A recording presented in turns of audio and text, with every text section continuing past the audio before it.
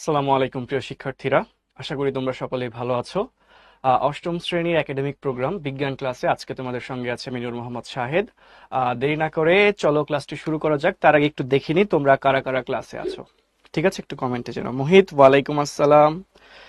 স্নেহা, সিয়াম, নুসাইবা, আবির, worthy, Maisha, রাহা, ওয়ালাইকুম আসসালাম। সবাই কেমন আছো? এই তো আলহামদুলিল্লাহ, আমি ভালো আছি। তোমরা কেমন আছো? আচ্ছা, ঠিক আছে। ওকে ওকে, সবাইকে ওয়ালাইকুম আসসালাম। আচ্ছা, এখন একটু খেয়াল করো, আমরা ক্লাসটা শুরু করে দিই, বুঝেছো? দেখো, আমাদের অনেক দিন আগে বিজ্ঞান ক্লাসটা হয়েছিল, আমরা হচ্ছে কোষ বিভাজন চ্যাপ্টারটা পড়েছিলাম, তাই না? তো এই কোষ বিভাজন চ্যাপ্টারটা যখন পড়েছিলাম তখন তোমাদেরকে কিছু হোমওয়ার্ক দেওয়া ছিল। তো সেগুলা কারা কারা আনসার করেছো সেটা আমাকে একটু কমেন্টে জানাও, এবং একই সঙ্গে আমি আনসারগুলো খুব সংক্ষেপে বলে দিই, দেখো মিলিয়ে নাও কার সঙ্গে ঠিকঠাক হয়েছে কিনা, ঠিক আছে? তো দেখো, ফার্স্টেই বলা ছিল জিন কি। জিনটা কি বলতো? জিন হচ্ছে ডিএনএ এর একটা ক্ষুদ্রতম অংশ। জিন হচ্ছে একখণ্ড ডিএনএ যা জীবের কমপক্ষে একটি বৈশিষ্ট্যকে নিয়ন্ত্রণ করে থাকে, বা জীবের কমপক্ষে একটি বৈশিষ্ট্য প্রকাশের জন্য দায়ী, ঠিক আছে? তো ডিএনএ এর যে ক্ষুদ্রতম অংশ যা কমপক্ষে জীবের একটি মাত্র বৈশিষ্ট্য নিয়ন্ত্রণের জন্য দায়ী, সেই অংশটাকে আমরা কি বলছি? জিন বলছি, ঠিক আছে? ওকে, তাইফ, রামিসা, ওয়ালাইকুম আসসালাম। তোমরা হচ্ছে এখন একটু খেয়াল করো, আমরা হচ্ছে হোমওয়ার্কটা সলভ করছি, একটু দেখো, ঠিক আছে? ওকে, ঠিক আছে। আচ্ছা, ভেরি গুড। স্নেহা আচার্য করেছো, ধন্যবাদ। আচ্ছা, যারা করেছে সবাইকে খুবই ধন্যবাদ, অনেক অনেক ধন্যবাদ। এখন দেখো, মিওসিসকে কেন হ্রাসমূলক বিভাজন বলা হয়, ঠিক আছে? এটা অনুধাবনমূলক একটা প্রশ্ন ছিল যে মিওসিসকে কেন হ্রাসমূলক বিভাজন বলা হয়। আমরা কি জানি? মিওসিস কোষ বিভাজনে হচ্ছে অপত্য কোষের ক্রোমোজোম সংখ্যা মাতৃকোষের ক্রোমোজোম সংখ্যার অর্ধেক হয়ে যায়, অর্থাৎ ক্রোমোজোম সংখ্যা কিন্তু অর্ধেক হ্রাস পায়। সো আমরা আনসারটা এভাবে করব যে সংজ্ঞা অনুসারে মিওসিস কোষ বিভাজন প্রক্রিয়ায় সৃষ্ট অপত্য কোষের ক্রোমোজোম সংখ্যা মাতৃকোষের ক্রোমোজোম সংখ্যার অর্ধেক হয়ে যায়, অর্থাৎ ক্রোমোজোম সংখ্যা অর্ধেক হ্রাস পায় বলে মিওসিসকে কি বলা হয়? হ্রাসমূলক বিভাজন বলা হয়, ঠিক আছে? সেটাকে এই কথাটাকে তারপর পরবর্তীতে একটু ইলাবোরেট করে লিখবা, তাহলে গোছানো 2 মার্কের একটা আনসার হয়ে যাবে।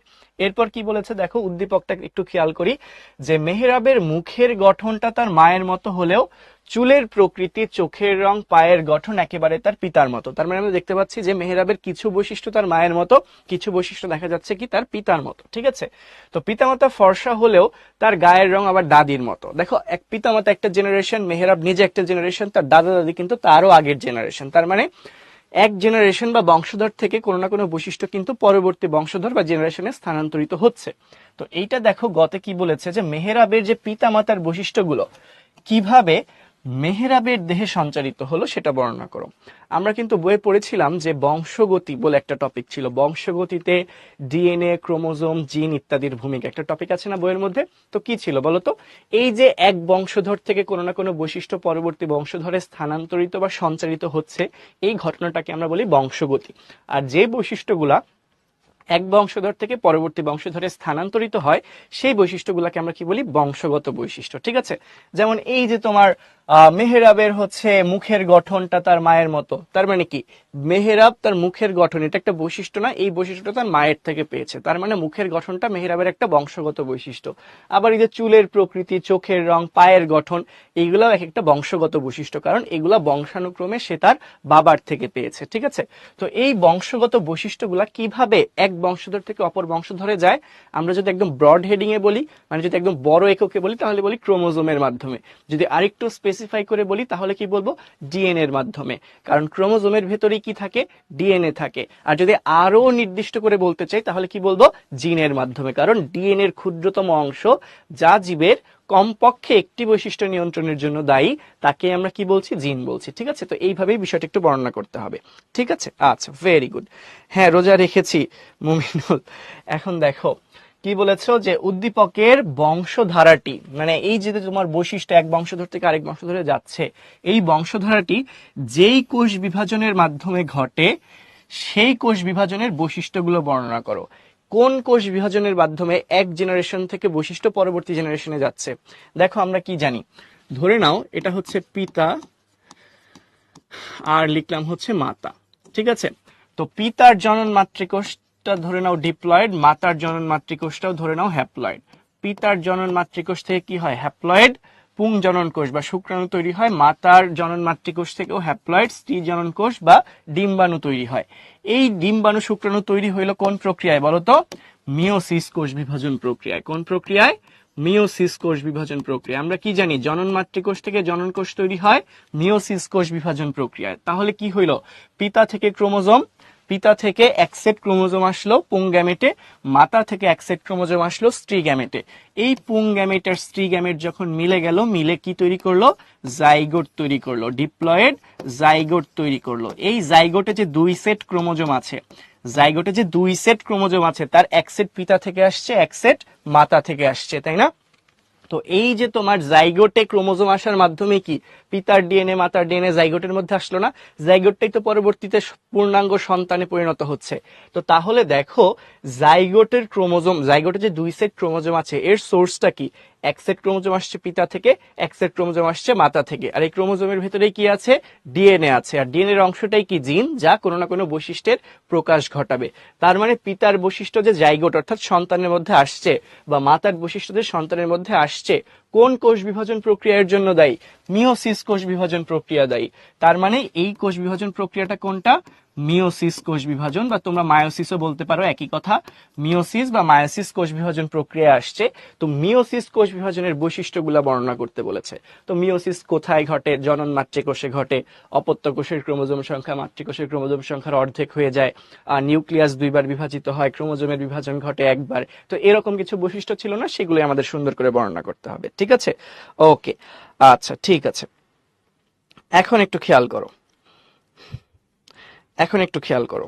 ঠিক আছে, আচ্ছা ভেরি গুড। যারা করেছো সবাইকে অনেক অনেক অনেক ধন্যবাদ এবং শুভকামনা রইল পরবর্তীতে। আসো আজকে আমরা নতুন একটা চ্যাপ্টার স্টার্ট করব, তৃতীয় অধ্যায়। তৃতীয় অধ্যায় চ্যাপ্টারের নামটা হচ্ছে ব্যাপন, অভিস্রবণ এবং প্রচ্ছেদন।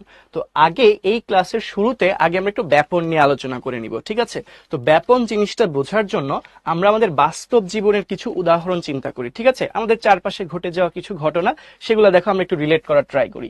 কি বলেছে দেখো, আমরা প্রতিনিয়ত বিভিন্ন ঘটনা প্রত্যক্ষ করি, খেয়াল করে থাকি। কিরকম? যেমন আমরা ঘরে যখন সেন্ট বা আতরের ঘ্রাণ ছড়িয়ে দেই, অথবা হচ্ছে তোমার টি ব্যাগে যখন চা খাই, ঠিক আছে? আবার দেখা যায় শ্বাস প্রশ্বাসে যে অক্সিজেন কার্বন ডাইঅক্সাইড গ্যাসের আদান প্রদান ঘটে, এই সবগুলাই ব্যাপনের উদাহরণ। কিরকম হয় আমি যদি একটু বোঝাই বলি, ধরো এটা একটা পারফিউম বা সেন্ট, সেন্টের বোতল। ঠিক আছে? এটা একটা পারফিউম বা সেন্টের বোতল। এখান থেকে ধরো আমরা সেন্ট স্প্রে করে দিলাম, সেন্ট স্প্রে করে দিলাম। তো এই সেন্টের যে ঘ্রাণটা, সেটা কি সারা ঘরে ছড়িয়ে যায় না? ধরো তুমি বডি স্প্রে নিলা কোনো একটা, বা কোনো একটা পারফিউম নিলা, তাই স্প্রে করা মাত্রই বা এয়ার ফ্রেশনার দিলা রুমের মধ্যে, তাহলে কি হবে? এর স্মেলটা, ঘ্রাণটা সারা ঘরে ছড়ায় যায় না? কিভাবে যায় বলতো? এই সেন্টটা বা মেন পারফিউমটা কিন্তু এই বোতলের মধ্যে ছিল। কিসের মধ্যে ছিল? বোতলের মধ্যে ছিল। এরপর যখন আমি এটা পরিবেশে উন্মুক্ত করে দিলাম, বোতলের বাহিরে নিয়ে আসলাম, তখন দেখা গেল এই সেন্টের একদম বোতলের কাছাকাছি এলাকায় সেন্টের অণুগুলার বা উপাদানের পরিমাণটা অনেক বেশি। বাট ঘরের একদম দূরের এলাকায় চিন্তা করতে, এখানে কি সেন্টের উপাদানের পরিমাণটা অনেক কম। তো আস্তে আস্তে কি হয়? সেন্টের উপাদান যেখানে বেশি আছে, ধরো এখানে সেন্টের পরিমাণটা কি বেশি, মাত্রই তুমি স্প্রে করেছো, তাহলে এই এলাকা দিয়ে চারপাশ দিয়ে কি সেন্টের পরিমাণটা বেশি। বাট এই দূরে পারফিউমের যে অণুগুলা বা সেন্টের যে অণুগুলা, সেটার পরিমাণ কি কম না, বা নাই বললেই চলে। তাহলে দেখা যাবে কি এখানে ধরে নিলাম হচ্ছে কম অথবা হচ্ছে নাই। তাহলে সেন্টের অণুগুলা বেশি ঘনত্বের এলাকা থেকে কি কম ঘনত্বের এলাকায় ছড়িয়ে পড়বে না? এই ঘটনাটাকে আমরা কি বলছি? ব্যাপন বলছি। অর্থাৎ বেশি ঘনত্বের এলাকা থেকে কম ঘনত্বের এলাকায় এই সেন্টের অণুগুলা কিন্তু ছড়িয়ে পড়বে। আবার আমরা যদি একটু আরেকটা উদাহরণ দেওয়ার ট্রাই করি, আরেকটা উদাহরণ দেওয়ার যদি ট্রাই করি, ধরো আমরা একটা চায়ের কাপ চিন্তা করি। ঠিক আছে? এটা ধরে নেওয়া হচ্ছে একটা চায়ের কাপ। ঠিক আছে? এটা চিন্তা করো একটা চায়ের কাপ। এই চায়ের কাপের ভেতরে ধরো তুমি একটা টি ব্যাগ রেখেছো। ঠিক আছে? ধরো হচ্ছে এটা ধরে নাও হচ্ছে পানি, পানির ভেতরে হচ্ছে এটা ধরে নাও পানি। ঠিক আছে? এর ভেতরে তুমি একটা টি ব্যাগ রেখেছো, ধরো এইভাবে টি ব্যাগটা তুমি ডুবিয়ে দিয়েছো। ঠিক আছে? এটা ধরে নাও একটা টি ব্যাগ। তো এই টি ব্যাগ যখন তুমি ডুবিয়ে দিচ্ছ, তখন দেখা যাচ্ছে কি চায়ের পরিমাণটা কি টি ব্যাগের ভেতরে বেশি না? টি ব্যাগের ভেতরে চায়ের পরিমাণটা বেশি। আর কাপের ভেতরে যে পানি আছে, সেখানে প্রথম কথা চা নেই, অথবা থাকলেও খুব কম পরিমাণে আছে। তাহলে দেখা যায় আস্তে আস্তে টি ব্যাগ থেকে চাটা কোথায় চলে আসে? টি ব্যাগ থেকে চাটা কিন্তু বের হয়ে আস্তে আস্তে কিন্তু এই পানির মধ্যে ভরে যায়। এভাবেই তো আমরা চাটা বানিয়ে ফেলছি টি ব্যাগের সাহায্যে। তো তাহলে দেখা যায় টি ব্যাগের ভেতরে চায়ের অণুগুলার ঘনত্ব বেশি, বাট কাপের মধ্যে যে পানি আছে সেখানে চায়ের অণুর ঘনত্ব কিন্তু কম। অর্থাৎ চায়ের অণুগুলোও কি করলো, বেশি ঘনত্বের এলাকা থেকে পানির মধ্যে অর্থাৎ কম ঘনত্বের এলাকায় ছড়িয়ে পড়লো। ঠিক আছে, এটাও কি তাহলে ব্যাপন। তাহলে কি বললাম, ব্যাপনে কি হবে, যে কোনো উপাদান বেশি ঘনত্বের এলাকা থেকে কম ঘনত্বের এলাকায় ছড়িয়ে পড়বে। আবার একটু খেয়াল করো, আরেকটা এক্সাম্পল, শ্বাস প্রশ্বাসে যে আমরা অক্সিজেন নিই, এই যে ধরো আমরা শ্বাস নিচ্ছি, শ্বাস নিলাম, কি প্রবেশ করলো, নাকের মধ্যে অক্সিজেন প্রবেশ করলো। কেন প্রবেশ করলো, কিভাবে প্রবেশ করলো, একটু খেয়াল করো। ধরো আমাদের চারপাশে যে পরিবেশ, এই পরিবেশে অক্সিজেনের পরিমাণটা বেশি, আর আমাদের দেহের ভেতরে ফুসফুসের ভেতরে পরিবেশের তুলনায় অক্সিজেনের পরিমাণটা কম। এই জন্য আমরা যখন শ্বাস নিলাম তখন কিন্তু বাইরে থাকা অধিক ঘনত্বের অক্সিজেন থেকে ভেতরের কম ঘনত্বের এলাকায় অক্সিজেনের অণুগুলা প্রবেশ করে গেল। ঠিক আছে, এভাবে আমরা প্রশ্বাস নিলাম, ঠিক আছে, শ্বাস নিলাম। আবার যখন আমাদের দেহে কার্বন ডাইঅক্সাইডটা তৈরি হয়, তো দেহের ভেতরে কার্বন ডাইঅক্সাইডের পরিমাণটা থাকে বা ঘনত্বটা থাকে বেশি, আর আমাদের চারপাশের বা দেহের বাইরে কার্বন ডাইঅক্সাইডের পরিমাণটা থাকে কেমন, তুলনামূলক কম। তাহলে আমরা যখন নিঃশ্বাস ছাড়ি, অর্থাৎ শ্বাস যখন ছেড়ে দিই, তখন দেহের ভেতরে অধিক ঘনত্বের এলাকা থেকে কার্বন ডাইঅক্সাইড দেহের বাইরে কম ঘনত্বের এলাকায় কিন্তু ছড়িয়ে আসে। তাহলে আমরা মাত্রই দেখলাম, এই যে তিনটা উদাহরণ যে দেখলাম, যে ঘরে সেন্ট বা আতর ছড়িয়ে দেওয়া, অথবা হচ্ছে তোমার টি ব্যাগে চা খাওয়া, অথবা হচ্ছে শ্বাস প্রশ্বাসে অক্সিজেন গ্রহণ, কার্বন ডাইঅক্সাইড ত্যাগ, এই সবগুলা উদাহরণে কিন্তু আমরা একটা বেসিক জিনিস দেখলাম, যে উপাদানগুলা কি হচ্ছে, বেশি ঘনত্বের এলাকা থেকে কোথায় যাচ্ছে, কম ঘনত্বের এলাকায় ছড়িয়ে যাচ্ছে। কোথায় যাচ্ছে, কম ঘনত্বের এলাকায় ছড়িয়ে যাচ্ছে। তো এই যে উপাদান সমূহ বেশি ঘনত্বের এলাকা থেকে যে কম ঘনত্বের এলাকায় ছড়িয়ে যাচ্ছে, এই প্রসেসটাকে, এই পদ্ধতিটাকে আমরা কি বলছি, ব্যাপন বলছি। এই পদ্ধতিকে আমরা কি বলছি, ব্যাপন বলছি। ঠিক আছে, যে প্রক্রিয়ায় কোনো পদার্থ, সেটা হতে পারে কঠিন, হতে পারে তরল, হতে পারে গ্যাসীয়, যে কোনো পদার্থের উপাদানগুলো বেশি ঘনত্বের এলাকা থেকে কম ঘনত্বের এলাকায় ছড়িয়ে পড়বে, সেটাকেই আমরা কি বলবো, ব্যাপন বলবো। ঠিক আছে, হ্যাঁ, ভেরি গুড রাহা, যে উপাদানগুলো বেশি ঘনত্বের এলাকা থেকে কম ঘনত্বের এলাকায়। হ্যাঁ, শস্য ক্ষেতে সার ছিটানো, এটাও কাইন্ড অফ ব্যাপন। ঠিক আছে, এখানেও ব্যাপন হচ্ছে। আচ্ছা, এখন একটু খেয়াল করো, না এটা অসমোসিস না, কঠিন পদার্থে কিভাবে দেখাচ্ছে, কঠিন পদার্থে কিভাবে একটু পরেই দেখতে পারবা। দেখো তাহলে ব্যাপনের সংজ্ঞাটা আমরা কি দেখতে পাচ্ছি, কোনো মাধ্যমে, যে কোনো মাধ্যমে কঠিন, তরল বা গ্যাসীয় পদার্থের অণুগুলা উচ্চ ঘনমাত্রার স্থান থেকে নিম্ন ঘনমাত্রার স্থানের দিকে স্বতঃস্ফূর্তভাবে ছড়িয়ে পড়াকে আমরা কি বলছি, ব্যাপন বলছি। তাহলে কোনো মাধ্যমে, ধরো শূন্য মাধ্যম হতে পারে, পানি মাধ্যমে হতে পারে, ঠিক আছে, তো কোনো মাধ্যমে কঠিন, তরল বা গ্যাসীয় পদার্থের অণুগুলোর অধিক ঘনত্ব বা উচ্চ ঘনত্বের স্থান থেকে কম ঘনত্বের বা কম ঘনমাত্রার স্থানের দিকে স্বতঃস্ফূর্তভাবে ছড়িয়ে পড়াকে আমরা কি বলছি, ব্যাপন বলছি। আচ্ছা, এখন একজন জিজ্ঞাসা করেছে যে ভাইয়া কঠিন পদার্থের ক্ষেত্রে আবার ব্যাপন কিভাবে হচ্ছে। ঠিক আছে, ধরো তুমি একটা পাত্র নিলা, ঠিক আছে, এই পাত্রের মধ্যে তুমি কোনো একটা রং ছেড়ে দিলা, রঙের গুঁড়া কি অবশ্যই পাউডার হবে, রঙের গুঁড়াটা কি অবশ্যই পাউডার হবে। ধরো শুকনা রং পাউডার, তুমি কোনো একটা রঙিন পাউডার, ধরো নীল, ঠিক আছে, নীল রঙের কোন একটা পাউডার তুমি ছেড়ে দিলা। তো এর মধ্যে যদি তুমি ধরো পানিটা আমরা দেখাইলাম, ধরো এটা পানি, তো এটা ধরো আছে পানি, ঠিক আছে, এই পানির মধ্যে ধরো আমরা নীল কালার দিলে তো আসলে মিশে যাবে, আমরা ধরো গোলাপি কালারের কোন একটা পাউডার দিলাম। তো গোলাপি কালারের কোন একটা পাউডার তুমি যদি এর মধ্যে ছেড়ে দাও, তাহলে দেখা যাবে কি এখানে পাউডারের উপাদানের ঘনত্ব অনেক বেশি না, এই গোলাপি রঙের ঘনত্বটা কি এখানে অনেক বেশি না, তাহলে আস্তে আস্তে দেখা যাবে পুরা পানিটাই গোলাপি রঙে রঙিন হয়ে যাবে। কি হবে, পুরা পানিটাই গোলাপি রঙে কিন্তু রঙিন হয়ে যাবে। কেন, প্রথমে যখন আমি পাউডারটা দিলাম তখন এখানে কিন্তু কঠিন পদার্থ অর্থাৎ পাউডারের ঘনত্বটা বেশি ছিল, আর দূরে পাউডারের ঘনত্ব কম ছিল বা ছিলই না।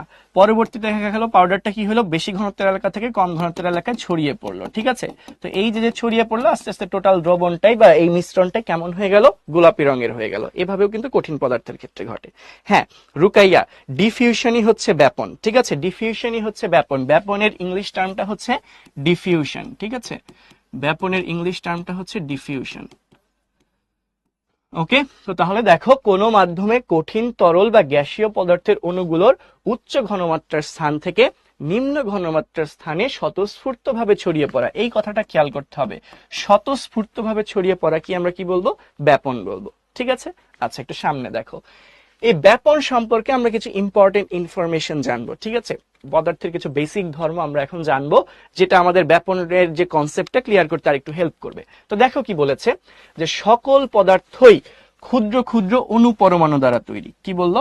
সকল পদার্থই ক্ষুদ্র ক্ষুদ্র অণু পরমাণু দিয়ে তৈরি, ঠিক আছে? এবং এই অণু পরমাণুগুলো সবসময় গতিশীল বা চলমান অবস্থায় থাকে। অণু পরমাণুগুলো সবসময় গতিশীল বা চলমান অবস্থায় থাকে। কিরকম? ধরো যদি এটা কঠিন পদার্থ হয়, ধরো একটা কঠিন পদার্থ, তাহলে কঠিন পদার্থ কি দ্বারা তৈরি? অণু পরমাণু দ্বারা তৈরি। তো এই কঠিন পদার্থের কণাগুলা একটা নির্দিষ্ট অবস্থানে সবসময় কাঁপতে থাকবে।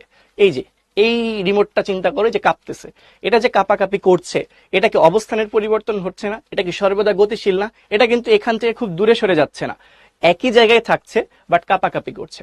তো কঠিন পদার্থের অণুগুলা খুব কাছাকাছি থাকে এবং সবসময় কম্পনরত অবস্থায় থাকে, অর্থাৎ গতিশীল বা চলমান অবস্থায় থাকে। আবার যদি এটা তরল পদার্থের অণু হয়, তাহলে এক অণু থেকে আরেক অণু একটু দূরে থাকে, তাহলে দেখা যায় যে এরা এইভাবে একটা একটার সাথে ধাক্কা লাগতেছে, দূরে যাচ্ছে, ধাক্কা লাগতেছে, মানে বড় রেঞ্জে কাঁপাকাঁপি করতেছে, ঠিক আছে? অবস্থানের পরিবর্তন সামান্যভাবে হচ্ছে। আর যদি গ্যাসীয় পদার্থের উপাদান হয়, তাহলে দেখা যায় মুক্তভাবে এরা চলাচল করতে পারে। যেই পাত্রে রাখা হবে গ্যাসটাকে, সেই পাত্রের মধ্যে এটা মুক্তভাবে চলাচল করতে পারবে, মানে অনেক বেশি গতিশীল থাকবে। তার মানে কি বললাম? কঠিন হোক, তরল হোক, গ্যাসীয় হোক, পদার্থ যেমনই হোক না কেন, তার যে কণাগুলা অর্থাৎ অণু পরমাণু সর্বদাই কেমন থাকবে? গতিশীল বা চলমান অবস্থায় থাকবে, ঠিক আছে? তো এই যে পদার্থের যে কণাগুলা অর্থাৎ অণু পরমাণুগুলা গতিশীল অবস্থায় আছে, এই কারণে এদের মধ্যে একটা শক্তির উদ্ভব ঘটবে। সেটাকে আমরা কি বলি? গতিশক্তি। তোমরা জানো যান্ত্রিক শক্তির দুইটা রূপ আছে, ঠিক আছে? যান্ত্রিক শক্তির দুইটা রূপ, একটাকে আমরা বলি গতিশক্তি আর একটা হচ্ছে স্থিতিশক্তি। গতিশক্তিটা কি? কোনো বস্তুর গতির কারণে, কোনো বস্তু যদি গতিশীল হয়, গতির কারণে তার মাঝে যখন শক্তির উদ্ভব ঘটে, সেই শক্তিটাকে আমরা কি বলছি? গতিশক্তি। আর কোনো বস্তুর যদি অবস্থানের পরিবর্তন ঘটাই, ধরো এটা আমার হাতে এখানে আমি রেখে দিয়েছিলাম, এখান থেকে রিমোটটাকে আমি যদি একটু উঁচুতে নিয়ে যাই, তাহলে কি অবস্থানের পরিবর্তন ঘটাইলাম না? তো কোনো বস্তুর অবস্থানের পরিবর্তন ঘটাইলে এর মধ্যে যে শক্তির উদ্ভব ঘটে, সেটাকে আমরা কি বলি? স্থিতিশক্তি। তো আমাদের এত কিছু এখন লাগবে না, যেহেতু গতিশক্তি ওয়ার্ডটা এসেছে, সো আমি গতিশক্তি নিয়ে একটু বললাম যে কোনো একটা বস্তু যদি গতিশীল হয়, তো তার গতিশীলতার কারণে তার মধ্যে যে শক্তিটা সৃষ্টি হচ্ছে, সেটাকে আমরা কি বলছি? গতিশক্তি বলছি। তো এই অণু পরমাণুগুলোর মধ্যে যেহেতু এরা সবসময় গতিশীল থাকে, সো এদের মধ্যে কি কি সৃষ্টি হয়? গতিশক্তির সৃষ্টি হয়। আর এই অণু পরমাণুগুলোর গতিশক্তির প্রভাবে এদের মধ্যে এক প্রকার চাপ সৃষ্টি হয়। কিভাবে বলতো? ধরো একটা পাত্র, ধরো একটা পাত্র, ঠিক আছে? এই পাত্রের মধ্যে এই অণু পরমাণুগুলো ছোটাছুটি করতেছে, কাপাকাপি করতেছে। তো এরা যখন কাপাকাপি করবে, এরা সর্বদাই গতিশীল হবে না? তো গতিশীল যদি হয়, তাহলে এদের একটা আরেকটার সাথে ধাক্কা লাগতে থাকবে না? তো ওরা এই ধাক্কা ধাক্কির মধ্যে থাকতে চাবে না, ওরা চাবে একটু রিল্যাক্সে ফাঁকা জায়গায় থাকতে, যাতে ওদের মধ্যে ধাক্কা ধাক্কিটা কম হয়, ঠিক আছে? তুমি নর্মালি একটু চিন্তা করো, তোমাকে যদি খুবই ভিড়ের মধ্যে একটা জায়গায় রেখে দিই, তোমার খুব আনকমফোর্টেবল ফিল হবে না? অস্বস্তি লাগবে না? তুমি কি চাবা? একটু ফাঁকা জায়গায় থাকতে চাওয়া, যাতে যেখানে হচ্ছে তোমার ক্রাউড কম, রাশ কম, এরকম জায়গায় তুমি থাকতে চাচ্ছ না?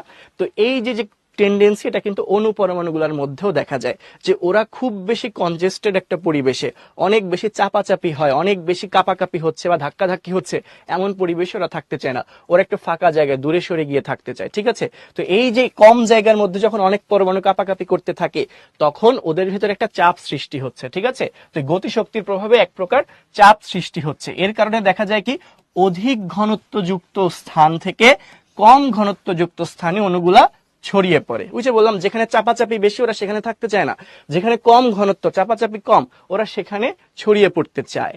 তো এই যে যে তোমার যেই চাপের কারণে ওরা অধিক ঘনত্বের এলাকা থেকে কম ঘনত্বের এলাকায় ছড়িয়ে পড়লো, যেই চাপের কারণে এই যে এক প্রকার চাপ সৃষ্টি হলো না, এই চাপটাকেই আমরা কি বলি বলতো? এই চাপটাকেই আমরা কি বলি? এই চাপটাকেই আমরা কি বলি? ব্যাপন চাপ। এই চাপটাকেই আমরা কি বলি? ব্যাপন চাপ বলি, ঠিক আছে? এই চাপটাকেই আমরা কি বলি? ব্যাপন চাপ বলি, ঠিক আছে? এই চাপটাকে আমরা বলি হচ্ছে ব্যাপন চাপ। তাহলে কি বললাম? অণু পরমাণুগুলার গতিশক্তির প্রভাবে এদের মধ্যে এক প্রকার চাপ সৃষ্টি হয়, যার প্রভাবে এরা কি করে? অধিক ঘনত্বের এলাকা থেকে কম ঘনত্বের এলাকায় ছড়িয়ে পড়ে। তো এই চাপটাকেই আমরা কি বলতেছি? ব্যাপন চাপ বলতেছি। অর্থাৎ আমরা বলতে পারি ব্যাপন চাপের কারণেই ব্যাপন হচ্ছে। কি বললাম? ব্যাপন চাপের কারণেই ব্যাপন হচ্ছে। এখন তোমাকে যদি প্রশ্ন করা হয় যে ব্যাপন তাহলে কেন হচ্ছে? অণু পরমাণুগুলোর মধ্যে ব্যাপন চাপের কারণে। তাহলে যদি জিজ্ঞাসা করা হয় ব্যাপন চাপটা কেন তৈরি হচ্ছে, অণু পরমাণুগুলার গতি শক্তির কারণে। এখন যদি জিজ্ঞাসা করা হয় যে অণু পরমাণুগুলার মধ্যে গতি শক্তিটা কিভাবে তৈরি হচ্ছে, তাহলে কি বলবো, সকল পদার্থের অণুগুলোই সর্বদা গতিশীল বা চলমান অবস্থায় থাকে, এই কারণে এদের মধ্যে গতিশক্তির সৃষ্টি হচ্ছে। বোঝাতে পেরেছি? তাহলে সিকোয়েন্সিয়ালি যদি আবার বলি, সকল পদার্থের অণুগুলোই বা পরমাণুগুলোই সর্বদা গতিশীল বা চলমান অবস্থায় থাকে, এই কারণে এদের মধ্যে কি সৃষ্টি হয়, গতিশক্তির সৃষ্টি হয়। আর এই গতিশক্তির কারণেই এদের মধ্যে একটা ব্যাপন চাপের সৃষ্টি হচ্ছে। ব্যাপন চাপ সৃষ্টি হওয়ার কারণে পদার্থের অণু পরমাণুগুলা অধিক ঘনত্বের এলাকা থেকে স্বতঃস্ফূর্তভাবে কম ঘনত্বের এলাকার দিকে ছড়িয়ে পড়ছে, অর্থাৎ ব্যাপন ঘটছে। ঠিক আছে, এখন দেখো কি বললো, এই ব্যাপন চাপের কারণেই ব্যাপন প্রক্রিয়া সংঘটিত, আমরা অলরেডি পড়েছি। তারপর দেখো একটু কি বললো, যে কোনো পদার্থের অণুর ব্যাপন ততক্ষণ চলতে থাকে যতক্ষণ না পদার্থের অণুগুলোর ঘনত্ব সর্বত্র সমান হয়। অর্থাৎ এক জায়গায় ধরে নাও ঘনত্ব বেশি আর এক জায়গায় ঘনত্ব কম, তাহলে কি ঘটবে, বেশি ঘনত্বের এলাকা থেকে পরমাণুগুলা বা অণুগুলা কম ঘনত্বের এলাকায় ছড়িয়ে যাবে। কতক্ষণ বেশি ঘনত্বের এলাকা থেকে কম ঘনত্বের এলাকায় যাবে, যতক্ষণ না দুই এলাকার অণুগুলার ঘনত্ব বা কণাগুলার ঘনত্ব সমান হচ্ছে, ততক্ষণ ব্যাপন চলতে থাকবে। বোঝাতে পেরেছি? একটু বুঝেছো কিনা জানাও। ঠিক আছে স্যার, কেন অণুগুলা গতিশীল থাকে? এটা ধর্ম, এটা অণুগুলার একটা ইনহেরেন্ট কোয়ালিটি, মানে বাই নেচার। ঠিক আছে, অলওয়েজ গতিশীল থাকে। আচ্ছা, কোন পদার্থের অণুগুলোর ব্যাপন ততক্ষণ চলতে থাকে যতক্ষণ না ঘনত্ব সবসময় সমান হয়। হ্যাঁ স্নেহা, ঠিক লিখেছ। কয়েল ও ব্যাপনের এক্সাম্পল, হ্যাঁ তিনহা, তোমার হচ্ছে যে মশার কয়েল, যেটা এটাও ব্যাপনের উদাহরণ। ঠিক আছে ভাইয়া, তুতে কি? তুতে কি একটু পরেই পড়াবো। কপার সালফেট, আর্দ্র কপার সালফেট বা পানিযুক্ত কপার সালফেটকেই আমরা তুতে বলি, হাইড্রেটেড কপার সালফেট। ঠিক আছে, ব্যাপন চাপের কারণে ব্যাপন ঘটে। ফিদাস, ঠিক বলেছ। নওরিন, কঠিন পদার্থের কণা সবসময় কাঁপতে থাকলে কঠিন পদার্থ কাঁপে না কেন? চমৎকার প্রশ্ন। কঠিন পদার্থের কণাগুলা কাঁপতে থাকলেও কঠিন পদার্থটা কাঁপে না কেন? ধরো এই যে আমার হাতে এই রিমোটটা আছে, এই রিমোটটা প্লাস্টিক দিয়ে তৈরি, এর মধ্যে বা কোনো না কোনো কণা তো আছেই, অনেকগুলা কণা আছে না, এরা যার যার অবস্থানে কাঁপতেছে। এরা ধরো এই কলমটা চিন্তা করে একটা কণা, এটা কাঁপতেছে, বাট এর অবস্থানের কি পরিবর্তন ঘটতেছে? এখান থেকে জাস্ট এই পজিশনে যাচ্ছে, এই পজিশন থেকে আবার এখানেই ব্যাক করতেছে।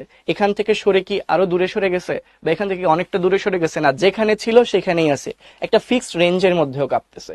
এই জন্য আলটিমেটলি দেখা যায় কি, নিট কম্পনের পরিমাণ একটা আরেকটাকে নিউট্রালাইজ করে দিচ্ছে। কিরকম, ধরো এ একটা বিন্দু, বি আর একটা বিন্দু, তো কঠিন পদার্থের কণাগুলা, ধরো এটা একটা কঠিন পদার্থের কণা, এটা একটা কঠিন পদার্থের কণা, এই কণাটা কাঁপতে কাঁপতে এ থেকে বি পর্যন্ত যাবে, বি থেকে এ পর্যন্তই আসবে, অর্থাৎ কম্পনটা সবসময় এইটুকুর মধ্যেই চলতে থাকবে।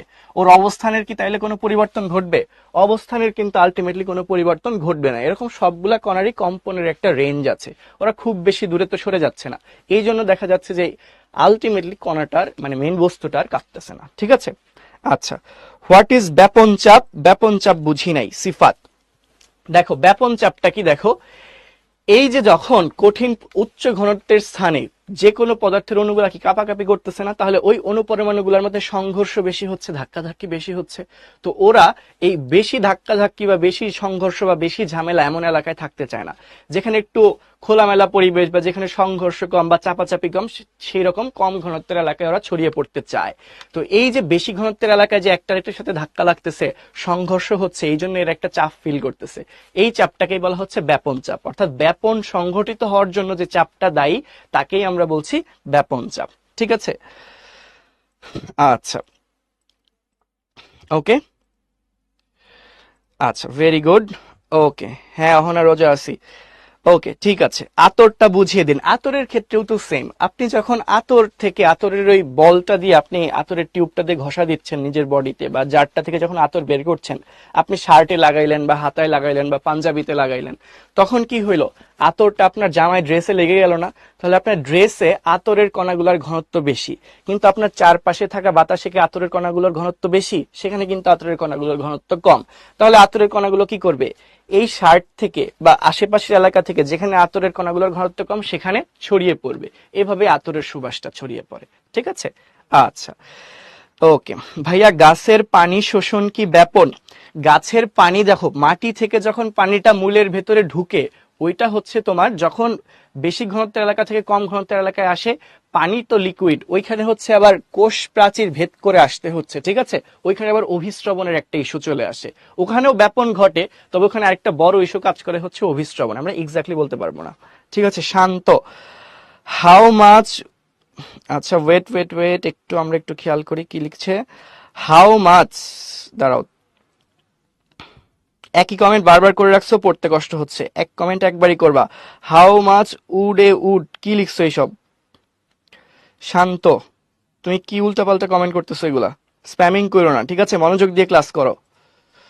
আচ্ছা হ্যাঁ রামিসা, কপার সালফেটই হচ্ছে তুতে, ধোয়ার ক্ষেত্রেও সেম ঘটনা ঘটবে, ঠিক আছে। আচ্ছা পুরা ক্লাস রিভাইজ দিব, সমস্যা নেই, তুমি মনে হয় লেটে জয়েন করছো। হ্যাঁ তুতে, ঠিক আছে। আচ্ছা তাহলে আরেকবার একটু খেয়াল করো, কিছু ইনফরমেশন আরেকবার একটু খেয়াল করো। সকল পদার্থের অণুগুলাই অনুপরমাণু, সকল পদার্থই ক্ষুদ্র ক্ষুদ্র অনুপরমাণুগুলা দ্বারা তৈরি, ঠিক আছে। এই অনুপরমাণুগুলা সবসময় নিজ নিজ অবস্থানে কাঁপতে থাকবে, অর্থাৎ গতিশীল বা চলমান অবস্থায় থাকবে, ঠিক আছে। এই যে অনুপরমাণুগুলা সবসময় গতিশীল বা চলমান অবস্থায় থাকে, তো এদের গতির কারণে এদের মধ্যে একটা শক্তির সৃষ্টি হয়, যে শক্তিকে আমরা কি বলি, গতি শক্তি। তো অনুপরমাণুগুলা গতি শক্তির কারণে একে অপরের সাথে সবসময় ধাক্কাধাক্কি হইতে থাকে, সংঘর্ষে লিপ্ত হয়। তো এই সংঘর্ষটাই ওদের মধ্যে একটা চাপ সৃষ্টি করে, যার কারণে ওরা দেখা যায় অধিক ঘনত্বের এলাকা থেকে কম ঘনত্বের এলাকায় স্বতঃস্ফূর্তভাবে ছড়িয়ে পড়ে। তো এই যে তোমার অধিক ঘনত্বের এলাকায় অনুপরমাণুগুলার গতিশক্তির কারণে যে একটা চাপ সৃষ্টি হচ্ছে, এই চাপটাকে আমরা কি বলছি, ব্যাপন চাপ, যার কারণে ওরা অধিক ঘনত্বের এলাকা থেকে কম ঘনত্বের এলাকায় ছড়িয়ে পড়ছে, অর্থাৎ ব্যাপন ঘটাচ্ছে, ঠিক আছে। তার মানে ব্যাপন ঘটলো কিসের কারণে, ব্যাপন চাপের কারণে। ব্যাপন চাপটা কেন তৈরি হইলো, গতিশক্তির কারণে। গতিশক্তিটা কিভাবে তৈরি হইলো, অনুপরমাণুগুলা গতিশীল, অর্থাৎ কখনোই স্থির থাকে না, সবসময় গতিশীল বা চলমান থাকে, এই কারণে, ঠিক আছে। আরেকটা কথা বলা হলো যে কতক্ষণ ধরে ব্যাপনটা চলবে, অর্থাৎ উপাদানগুলো বা কণাগুলো অধিক ঘনত্বের এলাকা থেকে কম ঘনত্বের এলাকায় কতক্ষণ যেতে থাকবে, যতক্ষণ না দুই এলাকায় পরমাণুগুলার বা অণুগুলার ঘনত্ব সমান হয়, ঠিক আছে। আচ্ছা এখন আসো ব্যাপনের কিছু বাস্তব উদাহরণ, ব্যাপনের আরো কিছু উদাহরণ দেওয়া হয়েছে। তো আমরা মাত্রই থিওরি থেকে জানলাম যে ব্যাপনটা কি, অনুপরমাণুগুলা কি করবে, উচ্চ ঘনত্বের এলাকা থেকে নিম্ন ঘনত্বের এলাকায় ছড়িয়ে পড়বে। এই প্রসেসটাকে আমরা কি বলেছিলাম, এই প্রসেসটাকে আমরা ব্যাপন বলেছি, ঠিক আছে। যে প্রক্রিয়ায় উপাদানগুলো, কঠিন তরল বা গ্যাসীয় পদার্থের কণাগুলো উচ্চ ঘনত্বের এলাকা থেকে নিম্ন ঘনত্বের এলাকায় ছড়িয়ে পড়ে, সেটাকে আমরা কি বলেছি, ব্যাপন বলেছি। তো এখন আমরা ধরো এক্সাম্পল দিলাম, এই যে ঘরে সেন্ট বা আতর ছড়ানো, ঘরে সেন্ট বা আতর ছড়ানো, এই ঘটনায় উচ্চ ঘনত্বের এলাকা কোনটা, যেখানে তুমি আতরটা স্প্রে করলা বা সেন্টটা স্প্রে করলা, সেটা কি, সেখানে আতরের উপাদানগুলোর ঘনত্ব বেশি, তো সেটাই হচ্ছে উচ্চ ঘনত্বের এলাকা। আর তাহলে নিম্ন ঘনত্বের এলাকা কোনটা, আশেপাশের এলাকা, ঠিক আছে, আশেপাশে যেখানে সেন্ট বা আতরটা ছড়িয়ে পড়ছে সেটা হচ্ছে নিম্ন ঘনত্বের এলাকা। এই কারণেই তো কি দেখা যাচ্ছে, উচ্চ ঘনত্বের এলাকা থেকে নিম্ন ঘনত্বের এলাকায় আতর ছড়িয়ে যাচ্ছে, অর্থাৎ কি হচ্ছে, যে জায়গায় তুমি আতরটা স্প্রে করলা সেখান থেকে আশেপাশের এলাকায় তোমার কি ছড়িয়ে যাচ্ছে, স্মেলটা বা ঘ্রাণটা ছড়িয়ে যাচ্ছে, ঠিক আছে। এই যে ফলাফলটা কি, সমস্ত ঘরে সুবাস ছড়িয়ে পড়ে। এরপর দেখো অক্সিজেন গ্রহণ, এই যে আমরা পরিবেশ থেকে অক্সিজেন গ্রহণ করি, পরিবেশে অক্সিজেনের পরিমাণ বেশি, পরিবেশে কি বেশি, অক্সিজেনের পরিমাণটা বেশি, তাই পরিবেশটা কি, উচ্চ ঘনত্বের এলাকা, এবং আমাদের ফুসফুসের ভেতরে অক্সিজেনের পরিমাণটা কি, কম। তো এই পরিবেশ থেকে ফুসফুসে কি যাবে, এই জন্য অক্সিজেন যাবে, পরিবেশ থেকে ফুসফুসে অক্সিজেন যাবে। এই যে বাইরে পরিবেশে অক্সিজেনের পরিমাণটা বেশি, আমাদের ভেতরে ফুসফুসের ভেতরে অক্সিজেনের পরিমাণ কম, তাহলে বাইরে থেকে ভেতরে কি যাবে, অক্সিজেন যাবে, কোন প্রক্রিয়া, ব্যাপন প্রক্রিয়ায়। তো এটাই দেখো ফলাফল, ফলাফল হচ্ছে অক্সিজেন পরিবেশ থেকে ফুসফুসে প্রবেশ করবে, ঠিক আছে। আবার চলে আসো, এই যে তুতে, এতক্ষণ তোমরা তুতে নিয়ে চিল্লাপাল্লা করতেছিলা, তুতে কি, তুতে হচ্ছে কপার সালফেট, কপার সালফেট সাথে থাকবে কি 5 অণু পানি, ঠিক আছে, এটাকে আমরা বলি পানিযুক্ত কপার সালফেট, কি বলি, পানিযুক্ত কপার সালফেট, পানিযুক্ত কপার সালফেট। অনেকে এটাকে এভাবেও বলে আর্দ্র কপার সালফেট, আর্দ্র মানে কি, ভেজা মানে পানিযুক্ত, সেই জন্য এটাকে অনেকে কি বলে, আর্দ্র কপার সালফেট, ঠিক আছে। পানিযুক্তকে আমরা কি লিখতে পারি, আর্দ্রও লিখতে পারি, আর্দ্র বা পানিযুক্ত কপার সালফেট, সেটাকে আমরা কি বলছি, তুতে বলছি, ঠিক আছে। এখন দেখো এই তুতের কালারটা হয় নীল, তুতের কালারটা কেমন হয়, এর রংটা হয় হচ্ছে নীল রং, তুতের কালারটা হয় হচ্ছে নীল। তো যখন তুমি একটা পানি, এক গ্লাস পানিতে যখন বা কোন একটা পাত্রে যখন তুতে ছেড়ে দিবা, পানির মধ্যে যখন তুতে ছেড়ে দিবা তখন তুতের উপাদানগুলোর ঘনত্ব বেশি, আর পানির মধ্যে কি তুতের উপাদানের পরিমাণটা কম না, তাহলে তুতের অণুগুলা কি করবে, নিজেদের কাছ থেকে আস্তে আস্তে পানির মধ্যে ছড়ায় যাবে। যেমন এই যে একটু আগে আমি তোমাদেরকে একটা উদাহরণ দিলাম না, এই যে ধরো এখানে আমরা পিঙ্ক কালারের, গোলাপি কালারের পাউডার রেখেছিলাম, তো তুতেটা হবে নীল কালারের পাউডার, ঠিক আছে। তো পানির মধ্যে ধরো এরকম তুমি যদি তুতে ছেড়ে দাও, তাহলে তুতের উপাদানগুলোর ঘনত্ব বেশি, আর পানির মধ্যে তুতের পরিমাণটা কম, তাহলে তুতের অণুগুলা কি হবে, যেখানে পুরা পাত্রের মধ্যে ছড়িয়ে যাবে। কারণ কি, পুরা পাত্রে তুতের ঘনত্বটা কম ছিল, বেশি ঘনত্বের এলাকা থেকে তুতে কম ঘনত্বের এলাকায় ছড়িয়ে পড়বে। সেটাই বলছে যে যেই জায়গায় আমি তুতেটা দিচ্ছি সেখানে তুতের ঘনত্ব বেশি, আর পানিতে তুতের ঘনত্ব কম, তাহলে তুতে কি করবে, পানিতে ছড়িয়ে যাবে। তখন পানির রং তুতের রং ধারণ করবে। তুতের রংটা কি বলেছিলাম, তুতের রংটা হচ্ছে নীল রং। কোন রং, নীল রং। পুরা পানিটাই নীল হয়ে যাবে তখন। এরপর দেখো টি ব্যাগে চা খাওয়া, এটাও অলরেডি বলেছিলাম টি ব্যাগের ভেতরে চায়ের ঘনত্ব বেশি, তাই টি ব্যাগ হচ্ছে উচ্চ ঘনত্বের এলাকা, আর পানিতে তো চায়ের ঘনত্ব কম, তো চা কি করবে, টি ব্যাগ থেকে পানিতে চলে যাবে, অর্থাৎ উচ্চ ঘনত্বের এলাকা থেকে নিম্ন ঘনত্বের এলাকায় পৌঁছে যাবে। ফলে কি হবে, সমগ্র চা পানিতে মিশে যাবে। বোঝাতে পেরেছি? এইগুলো কিন্তু বাস্তব উদাহরণ, এগুলো এমসিকিউ থাকবে, তোমাকে উদ্দীপকে এরকম কোন একটা সিনারিও দাঁড় করায় বলবে এখানে কোন ঘটনাটা ঘটেছে, তাহলে ঘটনাটা হবে কি, ব্যাপন, এখানে উচ্চ ঘনত্বের এলাকা কোনটা, বা এখানে নিম্ন ঘনত্বের এলাকা কোনটা, ঠিক আছে, এইভাবে জিজ্ঞাসা করবে। ওকে, ঠিক আছে ভাইয়া। হোয়াট ইজ তুতে? এই যে তুতে জিনিসটাই তো বললাম, তুতে হচ্ছে পানিযুক্ত কপার সালফেট বা হাইড্রেটেড কপার সালফেট বা আর্দ্র কপার সালফেট, এটাকেই আমরা হচ্ছে তুতে বলে থাকি, ঠিক আছে। স্বতঃস্ফূর্তভাবে নিজে নিজে অটোনোমাসলি, ঠিক আছে, ওকে কেউ প্রেশারাইজ করবে না, জোর করে বলবে না। যেমন আমাদের অনেক সময় জোর করে বলে না যে এই তুমি এখনই পড়তে বসো, না হলে তোমার খবর আছে, বাবা মা ধমক দিয়ে বলে না, তো এটা হচ্ছে আমাদেরকে জোর করে পড়তে বসানো। আর যারা নিজের আগ্রহে নিজেই পড়তে বসে, যে না আমার এখন পড়া উচিত, আমার একটু পড়াশোনা ভালো করে করা উচিত, নিজ আগ্রহে পড়তে বসছে না, এটাকে আমরা বলি স্বতঃস্ফূর্তভাবে পড়তে বসা, ঠিক আছে। প্রদত্ত তুতে মানে হচ্ছে, প্রদত্ত মানে দেওয়া, পানিতে যে তুতে তার দেওয়া হয়েছে, এই তুতের ঘনত্বটা বেশি, পানির মধ্যে তুতের ঘনত্ব কম, তাহলে তুতের অণুগুলা কি নিজেদের কাছাকাছি থেকে পানির মধ্যে ছড়িয়ে যাবে, সেটাই বলছে। ব্যাপনের ইংলিশ হচ্ছে ডিফিউশন, লিখে দিয়েছিলাম ভাইয়া, ব্যাপনের ইংলিশ হচ্ছে ডিফিউশন, ঠিক আছে। আচ্ছা, ওকে।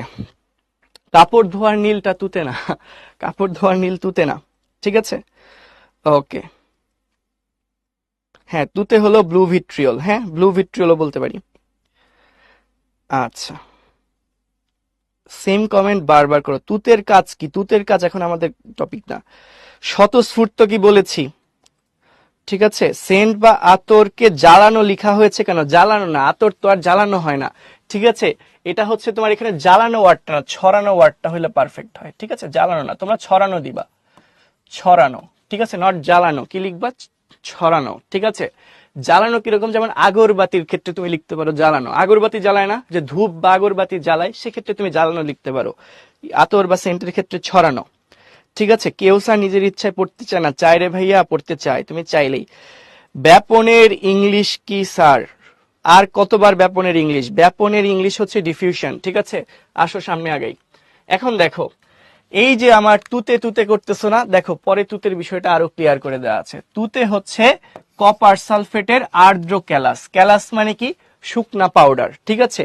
শুকনা পাউডারকে আমরা বলি হচ্ছে ক্যালাস, শুকনা অণুগুলাকে আমরা বলি হচ্ছে ক্যালাস। তো তুতে হচ্ছে কপার সালফেটের আর্দ্র ক্যালাস, এর সংকেতটা হচ্ছে দেখো কপার সালফেট সঙ্গে 5 অণু পানি, এর কালারটা কিরকম, নীল কালার, ঠিক আছে। তো এখন দেখো এই ছবিটা, এই যে দেখো এই ছবিটা একটু ভালো করে খেয়াল করো। দেখো এই যে পানির মধ্যে তুতে ছেড়ে দেওয়া হয়েছে, কি ছেড়ে দেওয়া হয়েছে, তুতে, এর কালারটা ছিল নীল, তো এখানে তুতের অণুগুলার ঘনত্ব বেশি, আর পানির মধ্যে কি তুতের অণুগুলো আছে, তাহলে চারপাশে কি তুতের অণুগুলার ঘনত্ব কম, তাহলে তুতের অণু কি করলো, দেখো পুরা পানির মধ্যে আস্তে আস্তে যে ছড়ায় গেল, এখানে তুতের অণুগুলার ঘনত্ব বেশি, এদিকে ঘনত্ব কম, তাহলে তুতের অণুগুলা কি করলো, বেশি ঘনত্বের এলাকা থেকে কম ঘনত্বের এলাকায় ছড়িয়ে গেল, ফলে টোটাল পানিটাই কি হয়ে গেল, নীল বর্ণের হয়ে গেল, ঠিক আছে। এই হচ্ছে এক্সাম্পল। আবার এই যে চায়ের ক্ষেত্রেও দেখো, টি ব্যাগের ভেতরে চা আছে, পানির ভেতরে কিন্তু কোনো চা নাই, তার মানে এখানে বেশি ঘনত্বের এলাকা, এখানে কম ঘনত্বের এলাকা।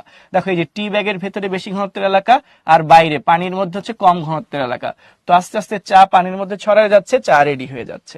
এই তো এক্সাম্পল ছিল। এরপর আসো, ব্যাপনের গুরুত্ব, খুবই ইম্পর্টেন্ট, ব্যাপনের গুরুত্ব টপিকটা কিন্তু খুবই ইম্পর্টেন্ট, সৃজনশীলে আসে, বুঝতে পেরেছো। সৃজনশীলের ঘ নাম্বারে কিন্তু দিবে ব্যাপনের গুরুত্ব, একটু ভালো করে খেয়াল করতে হবে ব্যাপনের গুরুত্বটা কি। যদি একটু খেয়াল করো, ব্যাপনের গুরুত্বটা যদি একটু খেয়াল করো তাহলে দেখতে পাবা উদ্ভিদের ক্ষেত্রে প্রাণীর ক্ষেত্রে আলাদা করে দিয়েছে, কিন্তু উদ্ভিদের ক্ষেত্রে ব্যাপনের কি গুরুত্ব, প্রাণীর ক্ষেত্রে ব্যাপনের কি গুরুত্ব। দেখো উদ্ভিদের ক্ষেত্রে সালোক সংশ্লেষণের সময় উদ্ভিদ কি করে, আমাদের সালোক সংশ্লেষণ প্রক্রিয়া কি লাগে, কার্বন ডাই অক্সাইড লাগে না। উদ্ভিদ আমরা কি জানি, সালোক সংশ্লেষণ আর সালোক সংশ্লেষণ প্রক্রিয়া উদ্ভিদ কি করে, কার্বন ডাই অক্সাইড এবং পানি ব্যবহার করে শর্করা জাতীয় খাদ্য এবং কি তৈরি করে, অক্সিজেন তৈরি করে, তাই তো। তো এখন দেখো, তো এই যে উদ্ভিদ সালোক সংশ্লেষণ ঘটানোর জন্য ওর যে কার্বন ডাই অক্সাইডটা দরকার সেটা কি ও পরিবেশ থেকে শোষণ করবে না, তাহলে পরিবেশে কার্বন ডাই অক্সাইডের পরিমাণটা বেশি, উদ্ভিদের পাতার ভেতরে কার্বন ডাই অক্সাইডের পরিমাণটা কম।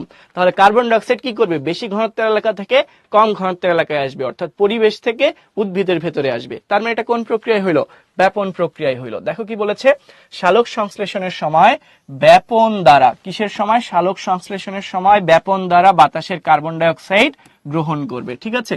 আবার যখন সালোক সংশ্লেষণ কমপ্লিট হয়ে যাবে তখন কি উদ্ভিদের ভেতরে অক্সিজেনের পরিমাণটা তুলনামূলক বেশি, অক্সিজেনের ঘনত্ব উদ্ভিদের ভেতরে তুলনামূলক বেশি, আর পরিবেশে অক্সিজেন ঘনত্ব উদ্ভিদের তুলনায় তুলনামূলকভাবে কি কম না, তো সেক্ষেত্রে দেখা যাবে অক্সিজেন আবার উদ্ভিদের দেহ থেকে পরিবেশে চলে আসবে, অর্থাৎ অধিক ঘনত্বের এলাকা থেকে কম ঘনত্বের এলাকায় আসবে। কোন প্রক্রিয়া আসলো, এই ব্যাপন প্রক্রিয়ায় আসলো, ঠিক আছে। অর্থাৎ এই যে উদ্ভিদ কার্বন ডাই অক্সাইড গ্রহণ করে এবং অক্সিজেন ত্যাগ করে সেটা কিসের দ্বারা, ব্যাপনের দ্বারাই কিন্তু ঘটছে, ঠিক আছে। আবার দেখো কি হইলো, এই যে আমাদের ক্ষেত্রে কি হয়, ব্যাপন প্রক্রিয়ায় কোষের মধ্যে অক্সিজেন প্রবেশ করে এবং কার্বন ডাই অক্সাইড বের হয়ে যায়। এটা কিসের সময়, শ্বসনের সময়, ঠিক আছে। এটা কিসের সময়, শ্বসনের সময়। উদ্ভিদ ও প্রাণী সবার ক্ষেত্রেই শ্বসন যখন হয় তখন কি হয়, কোষে অক্সিজেন প্রবেশ করে, কার্বন ডাই অক্সাইড বের হয়ে যায় না, কোন প্রক্রিয়ায়, ব্যাপন প্রক্রিয়ায়। এরপর দেখো আমরা কি জানি, উদ্ভিদ মূল দ্বারা পানি শোষণ করে না, মূল দ্বারা উদ্ভিদ যে পানি শোষণ করে তার খুবই সামান্য অংশ উদ্ভিদের সালোক সংশ্লেষণ প্রক্রিয়ায় কাজে লাগে, বাকি পানিটা হচ্ছে অতিরিক্ত পানি। তো অতিরিক্ত পানি তার উদ্ভিদ নিজের শরীরে রেখে দিবে না, সেইটা পাতার মাধ্যমে বা কাণ্ডের মাধ্যমে বা বিভিন্ন ছিদ্র পথে বের করে দেয়। কি হিসেবে বের করে, বাষ্প আকারে বের করে দেয়। উদ্ভিদ শোষণ করে তরল পানি, কিন্তু বের করে দেয় কোন অবস্থায়, বাষ্প আকারে বা গ্যাসীয় অবস্থায় বের করে দেয়, ঠিক আছে। তো এই যে উদ্ভিদ যে গ্যাসীয় অবস্থায় পানি বের করে দিচ্ছে, এটা কিভাবে দিচ্ছে, উদ্ভিদের দেহের ভেতরে বাষ্প অর্থাৎ পানির পরিমাণটা বেশি, পরিবেশে পানির পরিমাণটা কম, সেক্ষেত্রে পানি কি করছে, উদ্ভিদ দেহের ভেতর থেকে বাহিরে বের হয়ে যাচ্ছে। অর্থাৎ উদ্ভিদ দেহের ভেতরে ছিল অধিক ঘনত্বের এলাকা আর পরিবেশটা ছিল কি, কম ঘনত্বের এলাকা, অর্থাৎ কি হচ্ছে, পানিটা অধিক ঘনত্বের এলাকা থেকে কম ঘনত্বের এলাকায় ছড়িয়ে যাচ্ছে। এটাকেই আমরা কি বলছি, ব্যাপন বলছি। দেখো উদ্ভিদ দেহে শোষিত পানি বাষ্প আকারে প্রস্বেদনের মাধ্যমে দেহ থেকে ব্যাপন প্রক্রিয়ায় বের করে দেয়, ঠিক আছে। কারণ উদ্ভিদের দেহে পানির পরিমাণটা ছিল বেশি, পরিবেশে অর্থাৎ বায়ুতে পানির পরিমাণ তুলনামূলকভাবে কম, তাহলে দেখা গেল কি উদ্ভিদের দেহের ভেতর থেকে পানি কোথায় চলে গেল, বায়ুতে চলে গেল, কি আকারে, বাষ্প আকারে। কোন প্রক্রিয়ায়, ব্যাপন প্রক্রিয়ায়, ঠিক আছে। এরপর দেখো প্রাণীর ক্ষেত্রে কি ঘটে সেটা একটু দেখি। প্রাণীদের ক্ষেত্রে শ্বসনের সময় অক্সিজেন এবং কার্বন ডাই অক্সাইডের আদান প্রদান ব্যাপনের দ্বারা। শ্বসন তো উদ্ভিদেও হয়, প্রাণীদেরও হয়, তাহলে এইটাও কিন্তু সেম, এই যে শ্বসনের সময় একই, অক্সিজেন এবং কার্বন ডাই অক্সাইডের যে আদান প্রদান, দেহে অক্সিজেন গ্রহণ, কার্বন ডাই অক্সাইড ত্যাগ, কিসের মাধ্যমে হচ্ছে, ব্যাপন প্রক্রিয়া। কি দ্বারা, ব্যাপন প্রক্রিয়ার দ্বারা হচ্ছে। এরপর দেখো কি বলেছে, রক্ত থেকে পুষ্টি উপাদান, অক্সিজেন ইত্যাদি লসিকায় পরিবহন এবং লসিকা থেকে কোষে পরিবহন ব্যাপন প্রক্রিয়া দ্বারা সম্পন্ন হয়। তোমাদের একটু বোঝা দরকার যেখানে লসিকা জিনিসটা আসলে কি, আর লসিকা কি তোমরা কি জানো, প্রস্বেদন মানে উদ্ভিদ যে প্রক্রিয়ায় তার অতিরিক্ত পানি দেহ থেকে বের করে দেয় তাকেই আমরা প্রস্বেদন বলি, ঠিক আছে। হ্যাঁ, সালোক সংশ্লেষণ মানেই ফটোসিনথেসিস। আচ্ছা, তোমরা লসিকা কি জানো না, দেখো আমি বুঝিয়ে দিচ্ছি সবটা, ঠিক আছে, রিল্যাক্স। ওকে, এখন দেখো কুইজ আছে, সামনেই কুইজ আছে, একটু আমি লসিকা জিনিসটা বুঝিয়ে দিচ্ছি। দেখো একটু যদি খেয়াল করো, আমরা কি জানি কতগুলা কোষ মিলে টিস্যু তৈরি হয় না, একই অথবা বিভিন্ন প্রকারের একগুচ্ছ কোষ যখন একত্রিত হয়ে মানে একসাথে থেকে একই রকম কাজ করে এবং এদের উৎপত্তি যদি একই জায়গা থেকে হয়, তাহলে কোষের গুচ্ছটাকে আমরা কি বলি, টিস্যু বলি। ধরে নাও এটা হচ্ছে একটা টিস্যু, এই টিস্যুর ভিতরে কি আছে, তাহলে অনেক অনেক কোষ থাকবে, এই টিস্যুর ভিতরে কি থাকবে, অনেকগুলা কোষ থাকবে। ধরো এটা একটা কোষ, এটা আরেকটা কোষ, এটা আরেকটা কোষ, এটা ধরো আরেকটা কোষ, ঠিক আছে। এরকম আমি ধরো অনেকগুলা কোষ আঁকলাম, কি আঁকলাম, কোষ আঁকলাম, তাহলে কতগুলা কোষ মিলে কি তৈরি করলো বলো তো? টিস্যু তৈরি করলো। তাহলে এটা আমরা কি দেখতে পাচ্ছি? টিস্যু দেখতে পাচ্ছি। ঠিক আছে, এখন এই যে টিস্যু গঠনকারী কোষ, এর ফাঁকে ফাঁকে কি ফাঁকা জায়গা আছে না? টিস্যু যে কোষগুলা দ্বারা গঠিত হয়েছে এর ফাঁকে ফাঁকে কি ফাঁকা জায়গা আছে না? এই ফাঁকা জায়গায় কিছু বিশেষ তরল পদার্থ থাকে। কি থাকে? এই টিস্যু গঠনকারী কোষের ফাঁকে ফাঁকে কিছু বিশেষ তরল পদার্থ থাকে। এই তরল পদার্থ কি কোষের ফাঁকে ফাঁকে তরল পদার্থটা আছে না? কোষের মধ্যবর্তী ফাঁকা জায়গায় তরল পদার্থটা আছে না? তো কোষের মধ্যবর্তী ফাঁকা জায়গায় যে তরল পদার্থটা আছে, এই তরল পদার্থটাকে আমরা বলছি আন্তঃকোষীয় তরল পদার্থ। কি বলছি? আন্তঃকোষীয় তরল পদার্থ। কি বলছি? আন্তঃকোষীয় তরল বলছি। এটাকে আমরা কি বলছি? আন্তঃকোষীয় তরল। যেহেতু এটা টিস্যুর মধ্যে অবস্থিত তরল বা রস, তাই অনেকে এটাকে টিস্যু রসও বলে থাকে। কি বলে থাকে? টিস্যু রসও বলে থাকে। এটা কিন্তু উদ্ভিদের নাই, কাদের ক্ষেত্রে? প্রাণীর ক্ষেত্রে আছে। আরেকবার একটু খেয়াল করে, এটা কিন্তু উদ্ভিদের না, প্রাণীর ক্ষেত্রে থাকবে। ঠিক আছে, তো ধরে নাও এটা একটা আমরা প্রাণী টিস্যু এঁকেছি, যে কোনো রকম টিস্যু, প্রাণীর কোনো একটা টিস্যু মানে কি অনেকগুলা কোষ দ্বারা তৈরি। তো এই কোষের ফাঁকে ফাঁকে যে ফাঁকা জায়গা, সেখানে তরল পদার্থ আছে। কোষের ফাঁকে ফাঁকে যে তরল আছে তাকে আমরা কি বলছি? আন্তঃকোষীয় তরল। তো তার মানে কি এটা কি টিস্যুর মধ্যে অবস্থিত তরল বা রস, তাই অনেকে এটাকে কি বলে থাকে? টিস্যু রসও বলে থাকে। এই টিস্যু রস বা আন্তঃকোষীয় তরল এর মাঝে রক্তের কিছু উপাদান যুক্ত হয়। যেমন রক্তের মধ্যে কিছু বিশেষায়িত আমিষ থাকে, রক্তের মধ্যে কিছু শ্বেত রক্তকণিকা থাকে। ঠিক আছে, তো রক্ত থেকে কিছু আমিষ, কিছু শ্বেত রক্তকণিকা কোথায় চলে আসে? এই টিস্যু রসে চলে আসে। রক্ত থেকে কিছু আমিষ, শ্বেত রক্তকণিকা কোথায় আসে? এই টিস্যু রসে চলে আসে। ঠিক আছে, রক্তের মধ্যে যেই আমিষ, শ্বেত রক্তকণিকা ছিল, এরা কিছু পরিমাণে কোথায় আসে? এই টিস্যু রসে চলে আসে। তো এই টিস্যু রসে যখন আমিষ, শ্বেত রক্তকণিকা এগুলা চলে আসে, তখন এই টিস্যু রসটাকে আমরা কি বলি? তখন এই বিশেষ টিস্যু রসটাকে আমরা বলি হচ্ছে লসিকা। তখন এদেরকে আমরা কি বলছি? লসিকা। ঠিক আছে, তাহলে কি বললাম? কথাটা খেয়াল করো। টিস্যু গঠনকারী কোষের ফাঁকে ফাঁকে যে তরল পদার্থ থাকে তাকে আমরা বলি আন্তঃকোষীয় তরল। এই তরলটা কি টিস্যুর মধ্যেই তো আছে, তাই এটাকে অনেকে টিস্যু রসও বলে থাকে। এই তরল পদার্থের মধ্যে যখন রক্তের কিছু উপাদান, যেমন রক্তের আমিষ, তারপর হচ্ছে রক্তের কণিকা। কোন কণিকা? রক্তে 3 ধরনের কণিকা থাকে, লাল রঙের লোহিত রক্তকণিকা, কোন রং ছাড়া শ্বেত রক্তকণিকা, আর ছোট ছোট অনুচক্রিকা। তো এর মধ্যে শ্বেত রক্তকণিকা আর হচ্ছে কি বললাম, রক্তের আমিষগুলা যখন বেশি পরিমাণে কোথায় চলে আসবে? এই টিস্যু রসের মধ্যে চলে আসবে বা আন্তঃকোষীয় তরলের মধ্যে চলে আসবে, তখন ওই রসটা বা আন্তঃকোষীয় তরলের নাম হয়ে যাবে কি? লসিকা। ঠিক আছে, তো এখন ধরো আমরা কি জানি? আমাদের কোষে খাদ্য, অক্সিজেন, পুষ্টি উপাদান, বিভিন্ন জিনিসপত্র পৌঁছে দেওয়ার দায়িত্ব কার? রক্তের। ঠিক আছে, তো ধরে নাও আমি আঁকছি একটা রক্তবাহিকা। আমি একটা কি আঁকছি? রক্তবাহিকা আঁকছি। ঠিক আছে, আমি একটা কি আঁকছি? রক্তবাহিকা আঁকছি। ধরে নাও হচ্ছে এটা একটা রক্তবাহিকা। ঠিক আছে, এর মধ্যে কি আছে? রক্ত আছে। এই রক্তবাহিকার ভেতরে কি আছে?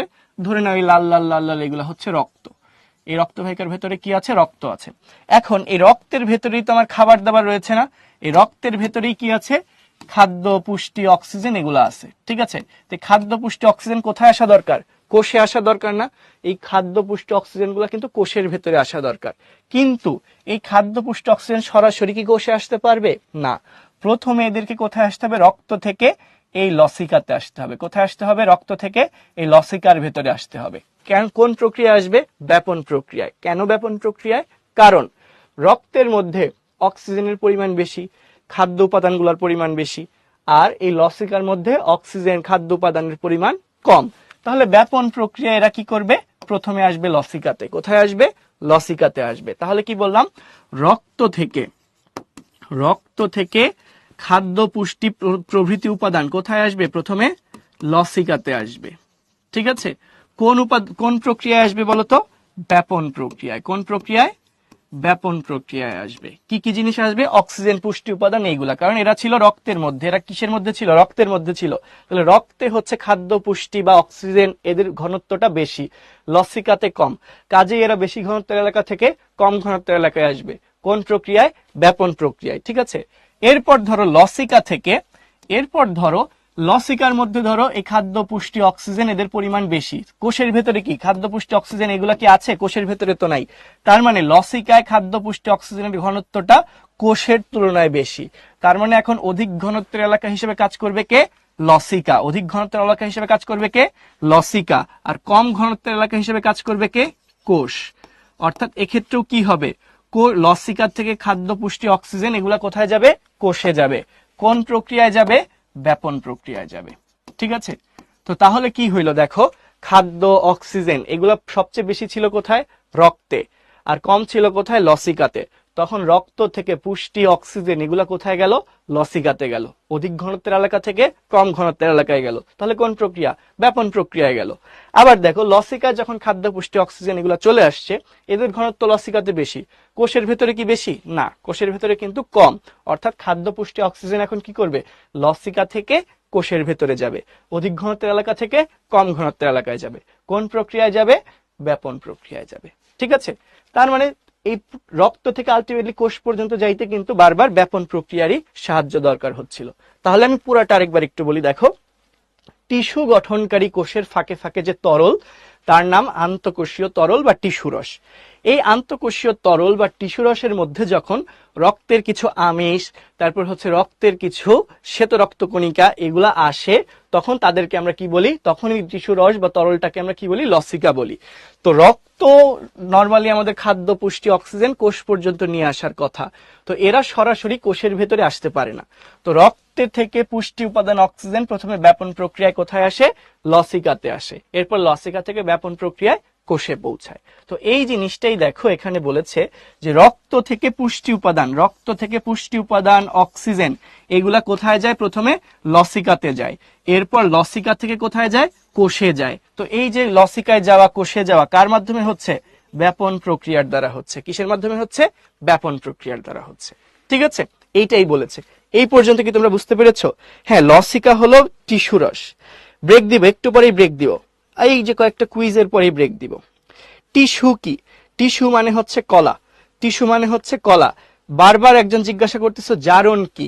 কোন যৌগের সঙ্গে অক্সিজেন যুক্ত হইলেই আমরা সেটাকে বলি জারণ। এটা হচ্ছে সনাতন পদ্ধতি। আধুনিক সংজ্ঞা তোমরা বড় হইলে পড়বে। একদম সহজ করে যদি বলি, কোন বস্তুর সঙ্গে বা যৌগের সঙ্গে যখন অক্সিজেন যুক্ত হয় সেটাকে আমরা বলি জারণ। যেমন আমরা শ্বসন প্রক্রিয়ায় কি দেখি? শ্বসন প্রক্রিয়ায় কি দেখি?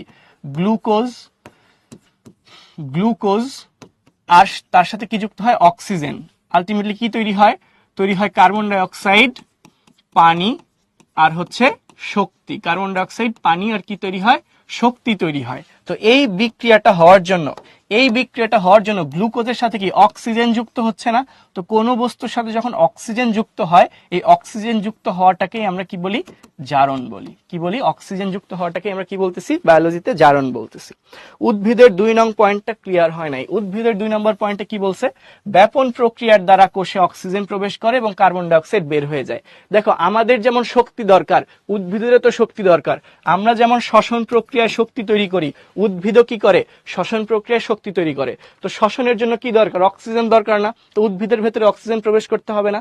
কোত্থেকে অক্সিজেন প্রবেশ করবে? বাইরে থেকে অক্সিজেন প্রবেশ করবে। পরিবেশে অক্সিজেনের পরিমাণ বেশি, উদ্ভিদের দেহে অক্সিজেনের পরিমাণ কম। তো সেক্ষেত্রে বেশি ঘনত্বের এলাকা অর্থাৎ পরিবেশ থেকে অক্সিজেন কম ঘনত্বের এলাকা অর্থাৎ উদ্ভিদের দেহে প্রবেশ করবে। কোন প্রক্রিয়ায়? ব্যাপন প্রক্রিয়ায়। আবার উদ্ভিদের শ্বসনের পরে কি কার্বন ডাই অক্সাইড তৈরি হচ্ছে না?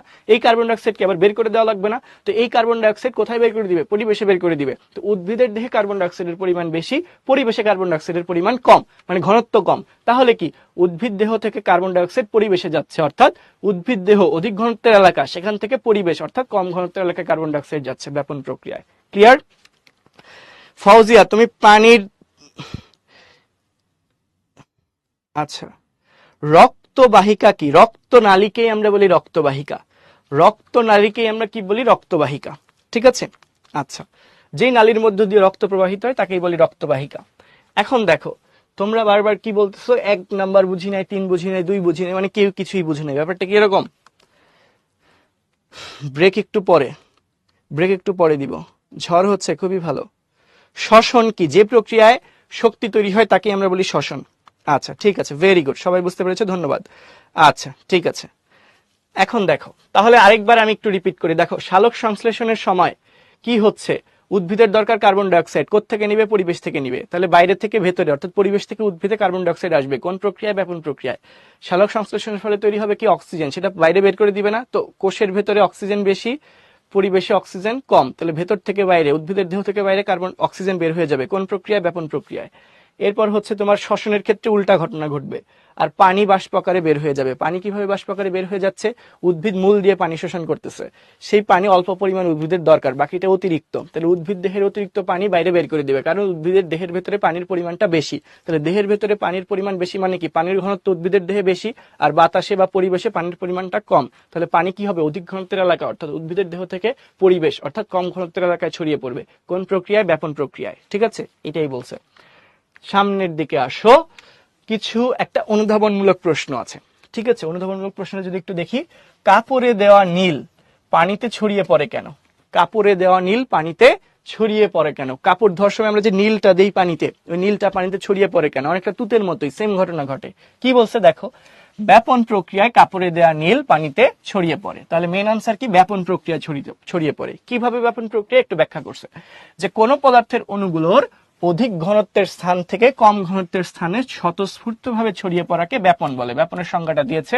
এরপর কি বললো, যেহেতু নীলের অণুগুলোর ঘনত্ব পানির অণুর ঘনত্বের চেয়ে বেশি, তাই কাপড়ে দেওয়া নীল পানিতে মেশালে তা কি হয়? ব্যাপন প্রক্রিয়া সম্পূর্ণ পানিতে ছড়িয়ে পড়ে, এবং এই প্রক্রিয়া ততক্ষণ চলতে থাকে যতক্ষণ না অণুগুলোর ঘনত্ব সব জায়গায় সমান হয়। ঘনত্ব সমান হওয়া মাত্রই ব্যাপন বন্ধ হয়ে যায়। এই প্রক্রিয়ায় ব্যাপন চাপ মুখ্য ভূমিকা পালন করে। আমরা বেসিক এখন যা পড়েছি সেইটাই দেখো এখানে অ্যাপ্লাই করা হয়েছে। ঠিক আছে, আচ্ছা এখন একটু খেয়াল করো কুইজ। এখন আমাদের জন্য আছে কুইজ। সবাই একটু রেডি হয়ে যাই। ঠিক আছে, সবাই একটু রেডি হয়ে যাই। হ্যাঁ, রামিস অনেক ইজি ক্লাস। ঠিক আছে, উদ্ভিদ তো অক্সিজেন নেয় আর কার্বন ডাইঅক্সাইড দেয়, নট কার্বন ডাইঅক্সাইড দেয় অক্সিজেন নেয়। একটু ভুল নাই, কোনো ভুল নাই সানিয়াত, কোনো ভুল নাই। উদ্ভিদেরও শ্বসনের দরকার হয়, উদ্ভিদও নিজের মধ্যে শক্তি তৈরি করে। তো উদ্ভিদের শক্তি তৈরি করার জন্য উদ্ভিদেরও অক্সিজেন লাগে, এবং সেই শ্বসন প্রক্রিয়ার পরে উদ্ভিদও কি তৈরি করে? কার্বন ডাইঅক্সাইড তৈরি করে। ঠিক আছে, দেখো তুমি একটু কম জানো, কম জানো বলতে একটু মিসকনসেপশন আছে। দেখো দুইটা প্রক্রিয়া, একটার নাম হচ্ছে সালোক সংশ্লেষণ, সালোক সংশ্লেষণ। ঠিক আছে, আরেকটা প্রক্রিয়ার নাম হচ্ছে শ্বসন। ঠিক আছে, শ্বসন প্রক্রিয়া দেখো, শ্বসন প্রক্রিয়ার জন্য এক ঘটনা সালোক সংশ্লেষণে দেখো, সালোক সংশ্লেষণ প্রক্রিয়ায় উদ্ভিদের দরকার হয় কার্বন ডাইঅক্সাইড। কি দরকার হয়? Carbon dioxide. আর শ্বসন প্রক্রিয়ায় দরকার হয় কি? অক্সিজেন। সালোক সংশ্লেষণ প্রক্রিয়ায় তৈরি হয় কি? অক্সিজেন তৈরি হয়। কি তৈরি হয়? অক্সিজেন তৈরি হয়। আর শ্বসন প্রক্রিয়ায় কি তৈরি হয়? কার্বন ডাইঅক্সাইড তৈরি হয়। ঠিক আছে, এই শ্বসন প্রক্রিয়াটা উদ্ভিদ ও প্রাণী উভয়ের ক্ষেত্রেই ঘটে থাকে। ঠিক আছে, তো আসো তোমরা কুইজের সঠিক উত্তর খুবই চমৎকার 91% স্টুডেন্ট সঠিক উত্তর দিয়েছো। আমরা ক্লোজ করে দিয়েছি অলরেডি। 91% স্টুডেন্ট সঠিক উত্তর দিয়েছো। তো আমরা একটু দেখে নেই সঠিক উত্তরটা আসলে কি। বেলি ফুলের গন্ধ ছড়িয়ে পড়ে কোন প্রক্রিয়ায়? বেলি ফুলের আশেপাশে ওর স্মেল বা ঘ্রাণের উপাদান, ঘ্রাণ সৃষ্টিকারী উপাদানের পরিমাণটা বেশি, আর আশেপাশের এলাকায় ঘ্রাণ সৃষ্টিকারী উপাদানের পরিমাণটা কম। তাহলে উপাদানগুলো চারপাশে ছড়িয়ে পড়ার কারণে কি দেখা যায়? বেলি ফুলের সুবাসটা চারদিকে ছড়িয়ে পড়তেছে। তো উপাদানগুলো দেখা যাচ্ছে কি অধিক ঘনত্বের এলাকা থেকে কম ঘনত্বের এলাকায় ছড়িয়ে পড়ছে। ঠিক আছে, কোন প্রক্রিয়ায়? তাহলে ব্যাপন প্রক্রিয়ায়। সঠিক উত্তর হচ্ছে এ। তো তোমরা যারা এই যে ভুল করলা, তোমরা যারা ভুল করলা, বাকি 9% স্টুডেন্ট যে ভুল করলা, তোমরা কি বুঝে ভুল করলা? নীল আর তুতে হচ্ছে আলাদা, বুঝছো? আদ্রিত আলাদা জিনিস। ওকে, লিডার বোর্ড চলে আসো। সবচেয়ে কম সময়ে সঠিক উত্তর দিয়েছে রাহা। অনেক অনেক অনেক কংগ্রাচুলেশনস রাহা। এরপরে আছে ফিদা, জিহান, আকিব, মেহজাবিন, তকি, নির্জন ধর, এরপর হচ্ছে আবিদা, আরাবি, আর হচ্ছে আদি। তোমাদের সকলকে অনেক অনেক অনেক শুভেচ্ছা এবং অভিনন্দন রইল। ঠিক আছে, আমরা হচ্ছে একটু ওকে, বাকিরা যারা সঠিক উত্তর দিয়েছো তোমাদের সবাইকে অনেক অনেক অনেক কংগ্রাচুলেশনস। আসো আরেকটা কুইজ আছে, আমরা একটু দেখি। এই কুইজে দেখো বাকিরা টপ করার ট্রাই করো। দেখো কি বলেছে, একটা উদ্দীপক আছে, রোহান স্কুল থেকে বাড়ি ফেরার পথে রোজই রেস্টুরেন্টের পাশ দিয়ে যায় এবং সবসময় খাবারের সুবাস অনুভব করে। ঠিক আছে, মানে ধরো তুমি স্কুল থেকে বাসায় যাওয়ার সময় কি করতেছো? একটা রেস্টুরেন্টের পাশ দিয়ে যাচ্ছ, তো রেস্টুরেন্টের খাবারের স্মেলটা তোমার নাকে আসতেছে। কোন প্রক্রিয়ায় আসতেছে? কেন, কোন ঘটনার সাথে এটা মিল আছে দেখো তো। ব্যাপন, অভিস্রবণ, শোষণ, ইমবাইবেশন। তো আমরা কিছুই পড়ি না অলরেডি। তোমরা কমন সেন্স থাকলে 100% উত্তর দেওয়ার কথা। বাকিরা যারা ভুল করতেছো ওদেরকে ভার্চুয়ালি মাইট দেওয়া উচিত আসলে, বুঝছো? ওদেরকে ভার্চুয়াল মাইট দিব যারা ভুল আনসার দিচ্ছ। এইটা কিভাবে ভুল করো? তোমার নাকে সুবাস আসতেছে, তার মানে কি? আমরা ক্লোজ করে দিই, এটার দরকার নেই, আমরা ক্লোজ করে দিই। ওকে, দেখো আমরা এখানে কি দেখতে পাচ্ছি, রেস্টুরেন্টের ভেতর থেকে সুবাস তোমার নাকে আসতেছে। তার মানে কি, রেস্টুরেন্টের ভেতর কোনো একটা খাবার রান্না হয়েছে বা খাবারের পরিমাণ বা খাবারের ঘ্রাণ সৃষ্টিকারী উপাদান রেস্টুরেন্টের ভেতরে বেশি, তুমি যে রাস্তা দিয়ে যাচ্ছ সেখানে উপাদানের পরিমাণটা কম, তাহলে এই জন্যই সুবাসটা বেশি ঘনত্বের এলাকা থেকে কম ঘনত্বের এলাকায় ছড়িয়ে পড়তেছে, আর এইভাবে সুবাস ভেসে তোমার নাকে আসতেছে। ঠিক আছে, তো এটা তাহলে কোন প্রক্রিয়া হইলো? ব্যাপন প্রক্রিয়া। কোন প্রক্রিয়া? ব্যাপন প্রক্রিয়া। ঠিক আছে, এটা যারা ভুল করছো তাদের জন্য ভার্চুয়ালি মার্ক দিলাম, আর যারা সঠিক উত্তর দিয়েছো তারা একটু দেখে নেই। খুবই কম সময়ে সঠিক উত্তর দিয়েছে হচ্ছে সাদাত, কংগ্রাচুলেশন সাদাত। এরপরে আছে হচ্ছে আরশাদ, রুসাফি, স্বর্ণময়ী, আকিব, মুবিন, রায়ান, নেরা, রিশাদ, মেহজাবিন। তোমাদের সবাইকে অনেক অনেক কংগ্রেচুলেশনস। আরেকটা কুইজ আছে, আরেকটা কুইজ আছে, এইবার ভালো করে আনসার করো। ঠিক আছে, আরেকটা কুইজ, সেম উদ্দীপক, প্রশ্নটা আলাদা। সেম উদ্দীপক, যে রোহান স্কুল থেকে বাড়ি ফেরার পথে ওই রেস্টুরেন্টের সামনে দিয়ে যাওয়ার সময় খুব ভালো স্মেল পাচ্ছে, খাবারের সুবাস পাচ্ছে। তো এইটা কোন বিষয়টির সাথে সামঞ্জস্যপূর্ণ? চারটা অপশন খুব ভালো করে খেয়াল করো ঠান্ডা মাথায়। অণুগুলার ঘনত্ব কি, অণুগুলা কি কম ঘনত্বের এলাকা থেকে বেশি ঘনত্বের এলাকায় যাচ্ছে, নাকি ওইখানে কোনো অর্ধভেদ্য পর্দা থাকতেছে, নাকি অণুগুলা বেশি ঘনত্বের এলাকা থেকে কম ঘনত্বের এলাকায় যাচ্ছে, নাকি দ্রাবক অণুর স্থানান্তর হয়?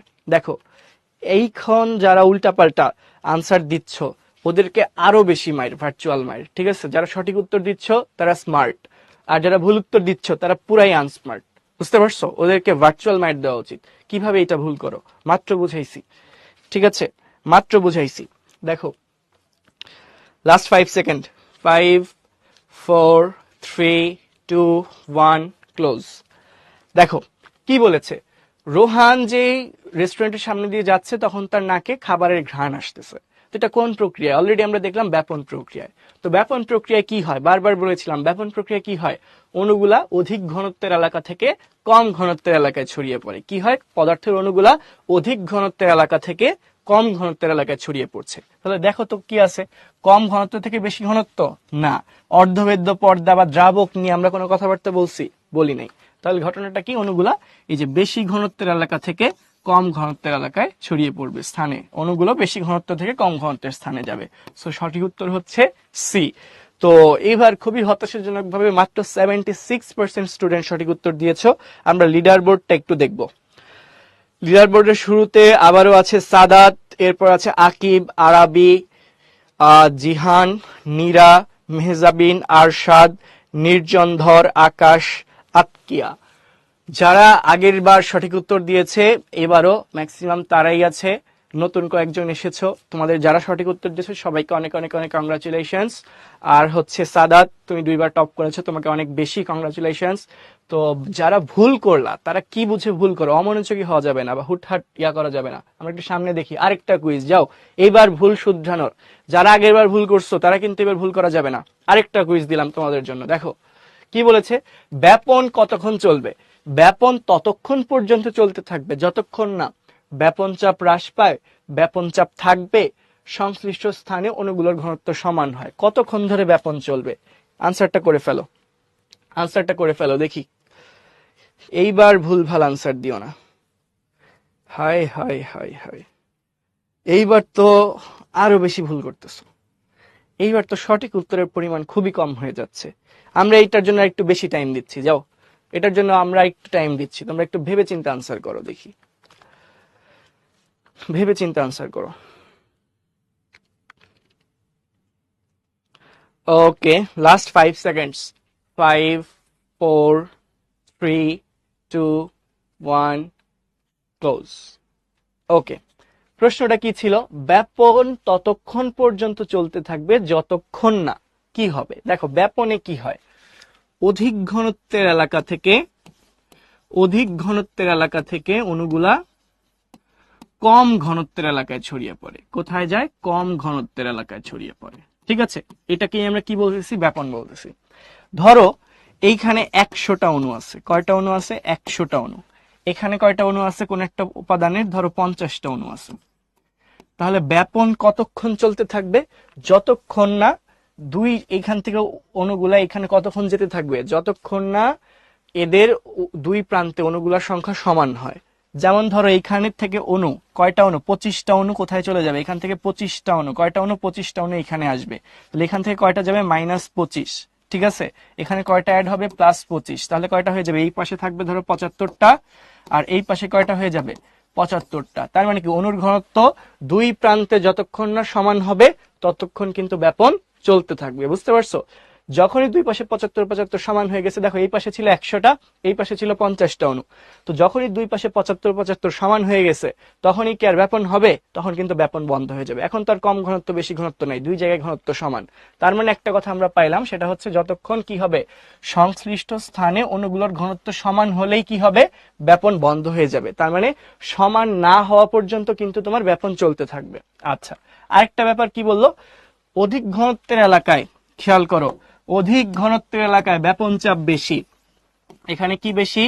ব্যাপন চাপ বেশি। ঠিক আছে, ব্যাপন চাপ উপস্থিত। এখানে কিন্তু ব্যাপন চাপটা নাই, তো ব্যাপন চাপের কারণেই কি হয়? ব্যাপন হয়। তাহলে যতক্ষণ ব্যাপন চাপ থাকবে ততক্ষণই ব্যাপন চলতে থাকবে। যখনই দুই প্রান্তে অণুগুলোর ঘনত্ব সমান হয়ে যাবে তখন কি আর ব্যাপন চাপ থাকবে? তখন কিন্তু থাকবে না। সেক্ষেত্রে কি হবে না? আর ব্যাপন হবে না। সো এইটা দেখো, তাহলে ব্যাপন চাপ হ্রাস পাওয়া পর্যন্ত কিন্তু ব্যাপন চলতে থাকবে। ঠিক আছে, তাহলে কি বললো, ব্যাপন চাপ যতক্ষণ থাকবে ততক্ষণ কি তোমার ব্যাপন হবে? ব্যাপন, যতক্ষণ ব্যাপন চাপ থাকবে ততক্ষণ কি ব্যাপন হবে? একটু বোঝার চেষ্টা করো। ব্যাপন ততক্ষণ চলবে যতক্ষণ না ব্যাপন চাপ হ্রাস পায়। ব্যাপন চাপ কমে গেলেই আর ব্যাপন হবে না। ঠিক আছে, আচ্ছা, যতক্ষণ না ব্যাপন চাপ থাকবে এরকম না, ব্যাপন চাপ থাকলে ব্যাপন হবে, ব্যাপন চাপ না থাকলে তো আর ব্যাপন হচ্ছে না। এরপর দেখো, সংশ্লিষ্ট স্থানে অণুগুলোর ঘনত্ব সমান হয়, দুই প্রান্তে অণুগুলোর ঘনত্ব সমান হয়ে গেলে ব্যাপন থেমে যাবে। তাহলে সঠিক উত্তর হচ্ছে 1 আর হচ্ছে 3। তাহলে আনসার হচ্ছে সি। আনসারটা কি? সি। ঠিক আছে, তোমরা মাত্র 29% স্টুডেন্ট সঠিক উত্তর দিয়েছো। ঠিক আছে, ব্যাপন চাপ হ্রাস পাওয়া পর্যন্ত হচ্ছে তোমার ব্যাপন চলতে থাকবে। দেখো, ব্যাপন ততক্ষণ পর্যন্ত চলবে যতক্ষণ না ব্যাপন চাপ হ্রাস পায়। ব্যাপন চাপ হ্রাস পেয়ে গেলেই ব্যাপন বন্ধ হয়ে যাবে। আর দুই প্রান্তে অণুর ঘনত্ব সমান হয়ে গেলেই ব্যাপন বন্ধ হয়ে যাবে। বুঝতে পারছো? আর ব্যাপন চাপ থাকলে তো ব্যাপন চলতেই থাকবে। বুঝাইতে পারছি? তাহলে আনসার কি হবে? 1 আর 3। তো দেখি এইবার কারা সঠিক উত্তর দিয়েছে, লিডার বোর্ডটা আমরা একটু দেখি। আবারও আশ্চর্যভাবে সঠিক উত্তর দিয়ে টপে আছে Sadat. Big big big congratulation Sadat. সেকেন্ডে আছে হচ্ছে লাবিবা, ইয়াসিন, ওয়াসিক, তারপর হচ্ছে সায়ান, শুভ্র, আবির, মন, ফারিহা, মুনতাহা। তোমাদের সবাইকে অনেক অনেক অনেক শুভেচ্ছা এবং অভিনন্দন। যারা ভুল করছো তাদের জন্য 1 ডজন ভার্চুয়াল মাইর। বুঝছো, অনেক অনেক মাইর দেওয়া উচিত তোমাদের। এরপর আমরা একটু সামনে আগাই। সামনে আগানোর আগে, যেহেতু অনেক পড়াশোনা আমরা করে ফেলছো, অনেকগুলা কুইজ সলভ করে ফেলছো, অনেকে ভুল টুল করে মন খারাপ, তো আমরা এর জন্য একটু ব্রেক দিচ্ছি তোমাদেরকে। আমরা তোমাদেরকে হচ্ছে বেশি না, মাত্র হচ্ছে 5 মিনিটসের একটা ব্রেক দিই, ছোট্ট ব্রেক। ঠিক আছে, এরপর আমরা বাকিটা শেষ করে ফেলবো। ওকে।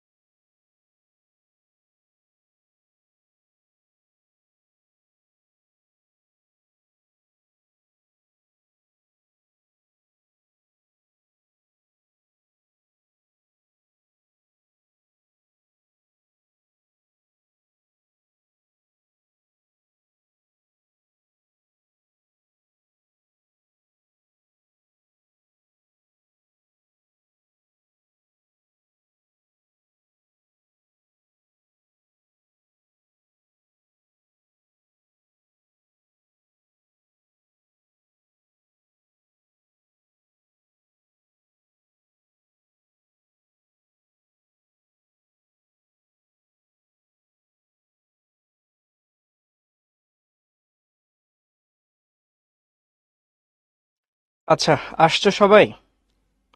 কারা কারা আসছো দেখি।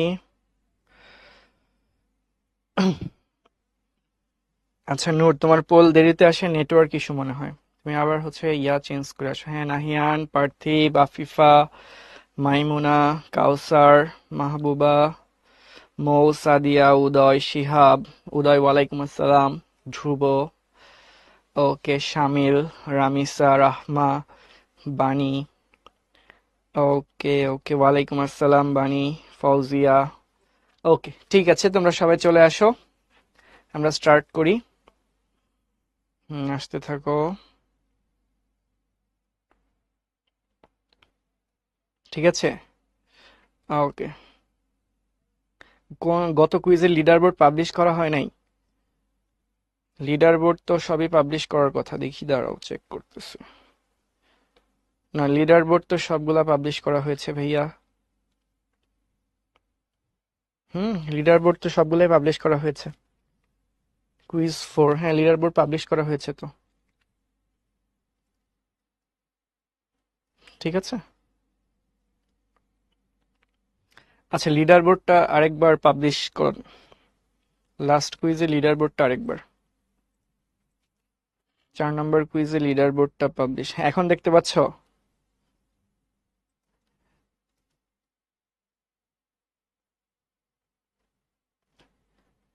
হ্যাঁ ঠিক আছে, দেখে নাও তাহলে।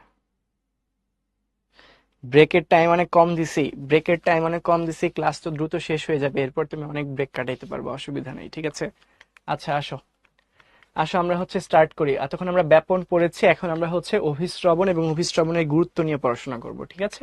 অভিশ্রবণ এবং অভিশ্রবণ কি, এটা নিয়ে আমরা একটু জানবো। দেখো, অভিশ্রবণেরও একটা এক্সাম্পল দিয়ে আসলে আমি একটু স্টার্ট করি, যে অভিশ্রবণ বা অসমোসিস কি এটা বোঝার আগে বাস্তব জীবনের সঙ্গে মিল সম্পূর্ণ অভিশ্রবণের একটু এক্সাম্পল দেখে নিই। কি বলেছে, যে যদি একটি শুকনা কিশমিশকে পানিতে কিছুক্ষণ ভিজিয়ে রাখি, কেমন কিশমিশ?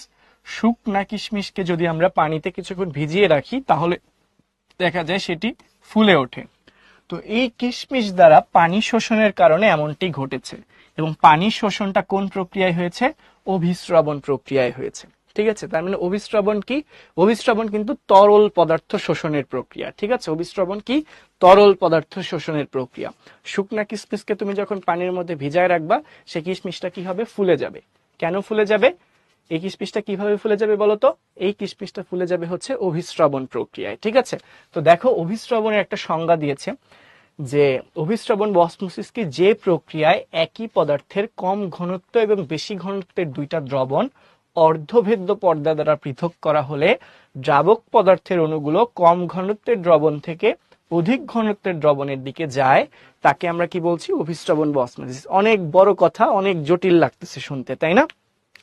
স্ক্রিন দেখা যাচ্ছে না? স্ক্রিন দেখা যাচ্ছে না? তোমরা একটু সার্ভার চেঞ্জ করে ব্যাপনের বিপরীত না অভিস্রবণ। অভিস্রবণও এক ধরনের ব্যাপন, বুঝতে পারছো না হিয়ান?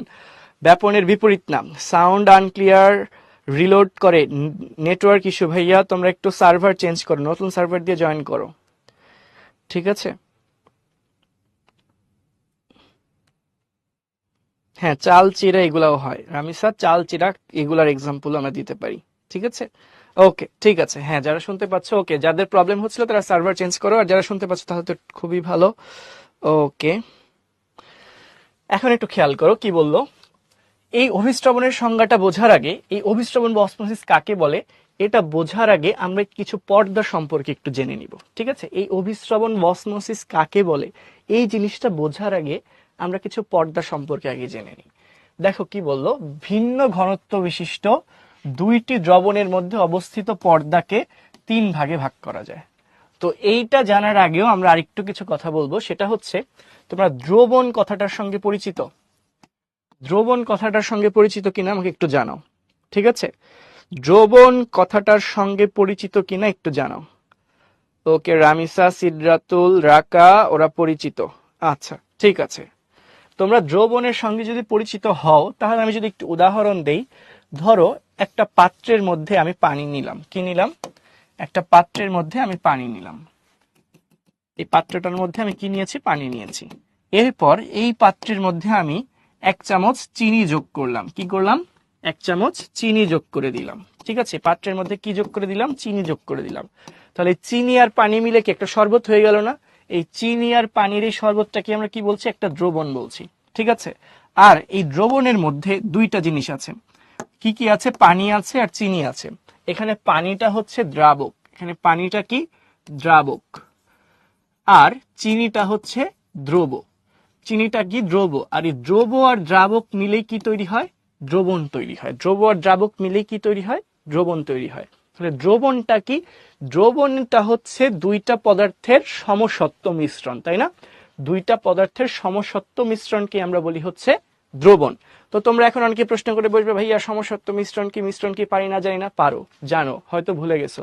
তোমরা ক্লাস 6-এ যখন 6-এর বইটা পড়েছিলা তখন কিন্তু ছিল সমসত্ব মিশ্রণ কি। ঠিক আছে, ধরো তুমি 1 চামচ বালির সাথে 1 চামচ চিনি মিশাইলা। এরা কি একদম একটা একটার সাথে খুব ভালো করে মিশে যাবে? এদেরকে সহজে আলাদা করে ফেলা যাবে না।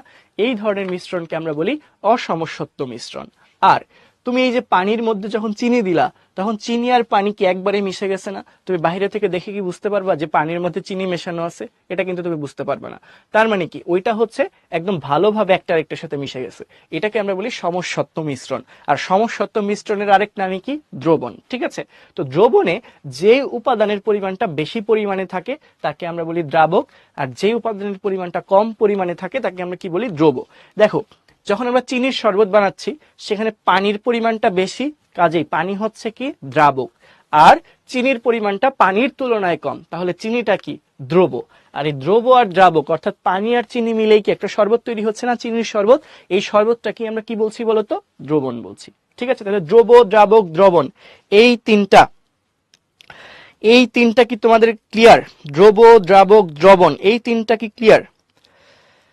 হ্যাঁ, দ্রবণ এক ধরনের মিক্সচার, কিন্তু স্পেশাল মিক্সচার। ঠিক আছে, আনস্যাচুরেটেড, স্যাচুরেটেড, সম্পৃক্ত, অসম্পৃক্ত, এই আলাপ এখন দরকার নেই। সম্পৃক্ত অসম্পৃক্তের কথা আমরা এখন বলতেছি না। ঠিক আছে, ওটা অন্য জিনিস। দ্রবণের বিষয়টা ক্লিয়ার কিনা? আচ্ছা, যদি ক্লিয়ার হয় তাহলে আসো কি বোঝাতে চাচ্ছে। এখানে বলছে ভিন্ন ঘনত্ব বিশিষ্ট দুটি দ্রবণ। দুইটা ভিন্ন ঘনত্বের দ্রবণ চিন্তা করি কিভাবে।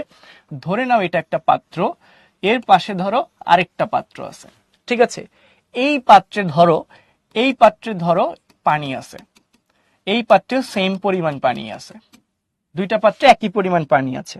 বাট এই পাত্রে ধরে নাও চিনি দিয়েছি হচ্ছে 10 চামচ। এই পাত্রে চিনি দিয়েছি 10 চামচ, আর এই পাত্রে চিনি দিয়েছি 1 চামচ। তাহলে কোন পাত্রের দ্রবণটা মিষ্টি হবে?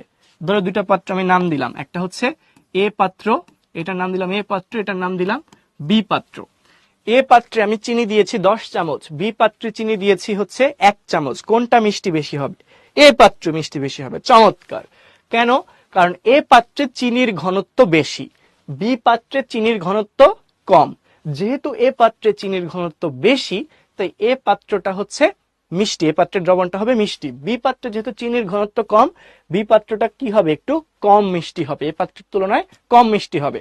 তার মানে দেখো, দুইটাতে কিন্তু দ্রাবকের পরিমাণ সেম, পানির পরিমাণ কিন্তু সেম ছিল, কিন্তু দ্রাবকের পরিমাণ যেটাতে বেশি সেটাকে আমরা কি বলছি? ঘন দ্রবণ। কি বলছি? সেটাকে ঘন দ্রবণ। ঠিক আছে, তার মানে এ পাত্রের দ্রবণটা কি এক্ষেত্রে? ঘন দ্রবণ। আর বি পাত্রের দ্রবণটা কি এক্ষেত্রে? হালকা দ্রবণ বা কম ঘন দ্রবণ। ঠিক আছে, তাহলে দেখো দুইটা ভিন্ন ঘনত্বের দ্রবণ আমরা পাইলাম না, একই দ্রাবক, দুইটার ক্ষেত্রে দ্রাবক কিন্তু সেম। দুইটার ক্ষেত্রে দ্রাবক কি? পানি না, কিন্তু এ পাত্রের দ্রবণটা কি? ঘন দ্রবণ, বাট বি পাত্রের দ্রবণটা কি? হালকা দ্রবণ। ঠিক আছে, তো একই দ্রাবক বিশিষ্ট দুইটা ভিন্ন ঘনত্বের দ্রবণ, দুইটার ঘনত্ব কিন্তু আলাদা, ঘনমাত্রা কিন্তু আলাদা, একটা বেশি ঘন আর একটা কম ঘন। তো এরকম ভিন্ন ঘনত্ব বিশিষ্ট দুইটি দ্রবণের মধ্যে যদি আমি কোনো পর্দা রাখি, ঠিক আছে, দুইটি একই দ্রাবক বিশিষ্ট দুইটা ভিন্ন ঘনত্বের দ্রবণের মধ্যে যদি কোনো পর্দা রাখি, সেই পর্দা হচ্ছে 3 রকম হইতে পারে। পর্দাগুলা কয় রকম হইতে পারে? 3 রকম হইতে পারে। কি কি রকম? একটাকে বলা হচ্ছে অভেদ্য পর্দা, আরেকটাকে বলা হচ্ছে ভেদ্য পর্দা, আরেকটাকে বলা হচ্ছে অর্ধভেদ্য বা বৈষম্যভেদ্য পর্দা। কি বললাম? একটা হচ্ছে অর্ধভেদ্য পর্দা, আরেকটা ভেদ্য পর্দা, আরেকটা হচ্ছে অর্ধভেদ্য বা বৈষম্যভেদ্য পর্দা। এখন ভেদ্য কথাটা দ্বারা আমরা কি বুঝতেছি? এই যে বারবার লেখা হচ্ছে না ভেদ্য, এই ভেদ্য কথাটা দ্বারা আমরা কি বুঝতেছি? ভেদ্য কথাটা দ্বারা বুঝতেছি হচ্ছে ভেদ করে যাওয়া, পার হয়ে যাওয়া। এর মধ্য দিয়ে পার হয়ে যাওয়া কিনা, ঠিক আছে, এটা ভেদ করে যাওয়া, পার হয়ে বা ভেদ করে যাওয়া, ভেদ করে যাওয়া, এটাকে আমরা কি বলছি, ভেদ্য। ঠিক আছে, যেই পর্দাকে তুমি পার হয়ে যেতে পারবা বা যেই পর্দার ভেতর দিয়ে তুমি চলে যাইতে পারবা, ঠিক আছে, সেটাকে আমরা কি বলছি, ভেদ্য পর্দা। দেখো বললো অভেদ্য পর্দা, মানে কি, ওকে ভেদ করা যাবে না। অভেদ্য কি করা যাবে না, ভেদ করা যাবে না। দেখো কি বলছে, অভেদ্য পর্দার ক্ষেত্রে কি হবে, দ্রাবক এবং দ্রব উভয় প্রকার পদার্থের অণুগুলো চলাচল করতে পারে না। ঠিক আছে, দেখো অভেদ্য পর্দার মধ্য দিয়ে দ্রাবকের অণুগুলাও চলাচল করতে পারবে না, দ্রবের অণুগুলাও চলাচল করতে পারবে না। ঠিক আছে, এরপর আসো ভেদ্য পর্দা। ভেদ্য পর্দা মানে কি, সবাই ওকে ভেদ করে যেতে পারবে, মানে ওর মধ্য দিয়ে চলাচল করতে পারবে, অর্থাৎ দ্রাবক এবং দ্রব উভয়ের অণুই চলাচল করতে পারবে। ঠিক আছে, এরা হচ্ছে ভেদ্য পর্দা। আরেকটা হচ্ছে অর্ধভেদ্য বা বৈষম্য ভেদ্য পর্দা। ঠিক আছে, এক্ষেত্রে কি হবে, এক্ষেত্রে হচ্ছে শুধুমাত্র দ্রাবকের অণুগুলা চলাচল করতে পারে, দ্রাবকের অণু চলাচল করতে পারে, কিন্তু দ্রবের অণু চলাচল করতে পারে না। দ্রবের অণু কি করতে পারবে না, চলাচল করতে পারবে না। তার মানে এক্ষেত্রে কি বৈষম্য হইল না, দ্রব আর দ্রাবকের মধ্যে কিন্তু বৈষম্য করা হইলো। দ্রবকে চলাচল করতে দেওয়া হচ্ছে না, কিন্তু দ্রাবকের অণুগুলা চলাচল করতে পারতেছে। ঠিক আছে, এই জন্য এই পর্দাকে বলা হয় বৈষম্য ভেদ্য পর্দা। দ্রবণের অর্ধেকটা, মানে দ্রব এবং দ্রাবকের মধ্যে শুধুমাত্র অর্ধেক দ্রাবক চলাচল করতে পারতেছে বা ভেদ করতে পারতেছে, তাই বলা হচ্ছে কি অর্ধভেদ্য পর্দা। এই তিনটার কনসেপ্টটাকে ক্লিয়ার হয়েছে কিনা? ঠিক আছে, এই তিন পর্দাগুলা কোথায় থাকে পরে আসতেছি, এই তিনটার কনসেপ্ট ক্লিয়ার হয়েছে কিনা? আর এই যে এর মধ্যে কে যেন চিনির শিরা চুলাই দিয়ে অনেক রান্না বান্না করে ফেলতেছো, আগে বিষয়গুলা বুঝো, পরে চিনির শিরা আমরা চুলাই দিব। ঠিক আছে, একসাথে রান্না করব। ঠিক আছে, আচ্ছা এখন একটু দেখো, ওই প্রশ্নটা একটু পরে করো, আগে যেটা বোঝাচ্ছি সেটা বুঝো। ঠিক আছে, ওকে ওকে, হ্যাঁ, তো এক্সাম্পলে আমরা পরে যাই। তাহলে বিষয়টা দেখো, অভেদ্য পর্দা, এর মধ্য দিয়ে দ্রাবকও চলাচল করতে পারবে না, দ্রবের অণুগুলাও চলাচল করতে পারবে না, মানে দ্রব দ্রাবক কেউই চলাচল করতে পারবে না। ভেদ্য পর্দা, দ্রবের অণুগুলাও চলাচল করতে পারবে, দ্রাবকের অণুগুলাও চলাচল করতে পারবে। অর্ধভেদ্য পর্দা, এর মধ্য দিয়ে দ্রবের অণুগুলা চলাচল করতে পারবে না, কিন্তু দ্রাবকের অণুগুলা চলাচল করতে পারবে। ক্লিয়ার? এখন আসো উদাহরণ। অভেদ্য পর্দার উদাহরণ কি? দেখো, অভেদ্য পর্দার উদাহরণ হচ্ছে পলিথিন, পলিথিন। এরপর হচ্ছে কিউটিন যুক্ত কোষ প্রাচীর। এই কথাটা খেয়াল করো, নরমাল কোষ প্রাচীরের কথা বলে নাই, কি বলছে, কিউটিন যুক্ত কোষ প্রাচীর। কিউটিন কি? কিউটিন হচ্ছে মোম জাতীয় পদার্থ। কিরকম পদার্থ? মোম জাতীয় পদার্থ। ঠিক আছে, আর একটু বোঝার জন্য যদি স্পেসিফাই করি, আমরা পাতা দেখেছি না, পাতার একটা পৃষ্ঠ থাকে না স্মুথ, আর আরেকটা পৃষ্ঠ একটু খসখসে থাকে না। তো পাতার যেটা মসৃণ বা স্মুথ পৃষ্ঠ, ওই পৃষ্ঠটা মসৃণ কেন? কারণ ওখানে কি থাকে, কিউটিন নির্মিত কিউটিকল থাকে। ঠিক আছে, তো এই হচ্ছে মোমের মতো পিচ্ছিল না পাতার উপরের দিকটা, কিসের কারণে? এই কিউটিনের কারণে। তো কিউটিনের মধ্য দিয়ে কোনো কিছু ভেদ করে যেতে পারে না, সেটা দ্রব দ্রাবক কেউই ভেদ করে যেতে পারবে না। তো এরকম পলিথিনের মধ্য দিয়েও দ্রব দ্রাবক কেউই ভেদ করে যেতে পারবে না। তো এর জন্যই বলা হচ্ছে কি অভেদ্য পর্দার উদাহরণ কি, পলিথিন, কিউটিন যুক্ত কোষ প্রাচীর। এরপর আসো ভেদ্য পর্দা, যার মধ্য দিয়ে কি দ্রবও ভেদ করে যেতে পারবে, মানে চলাচল করতে পারবে, দ্রাবকও চলাচল করতে পারবে। উদাহরণ হচ্ছে কোষ প্রাচীর। এক্ষেত্রে কিন্তু কিউটিনের কথা বলে নাই, স্বাভাবিক কোষ প্রাচীর। ঠিক আছে, এই এক্সাম্পল গুলা থেকে কিন্তু এমসিকিউ আসে, খুব ভালো করে খেয়াল করতে হবে, এগুলা থেকে কিন্তু পরীক্ষায় প্রশ্ন আসবে।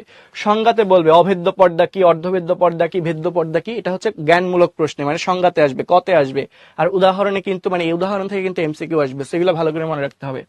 এরপর দেখো, অর্ধভেদ্য বা বৈষম্য ভেদ্য পর্দা, যার মধ্যে দিয়ে শুধু দ্রাবকের অণুগুলা চলাচল করতে পারবে। এক্সাম্পল কি? কোষ পর্দা। কোষ পর্দার আরেকটা নাম কি বলতো? কোষ পর্দার আরেকটা নাম কি, একটু কমেন্টে জানাও। কোষ পর্দার আরেকটা নাম কি বলতে পারবা?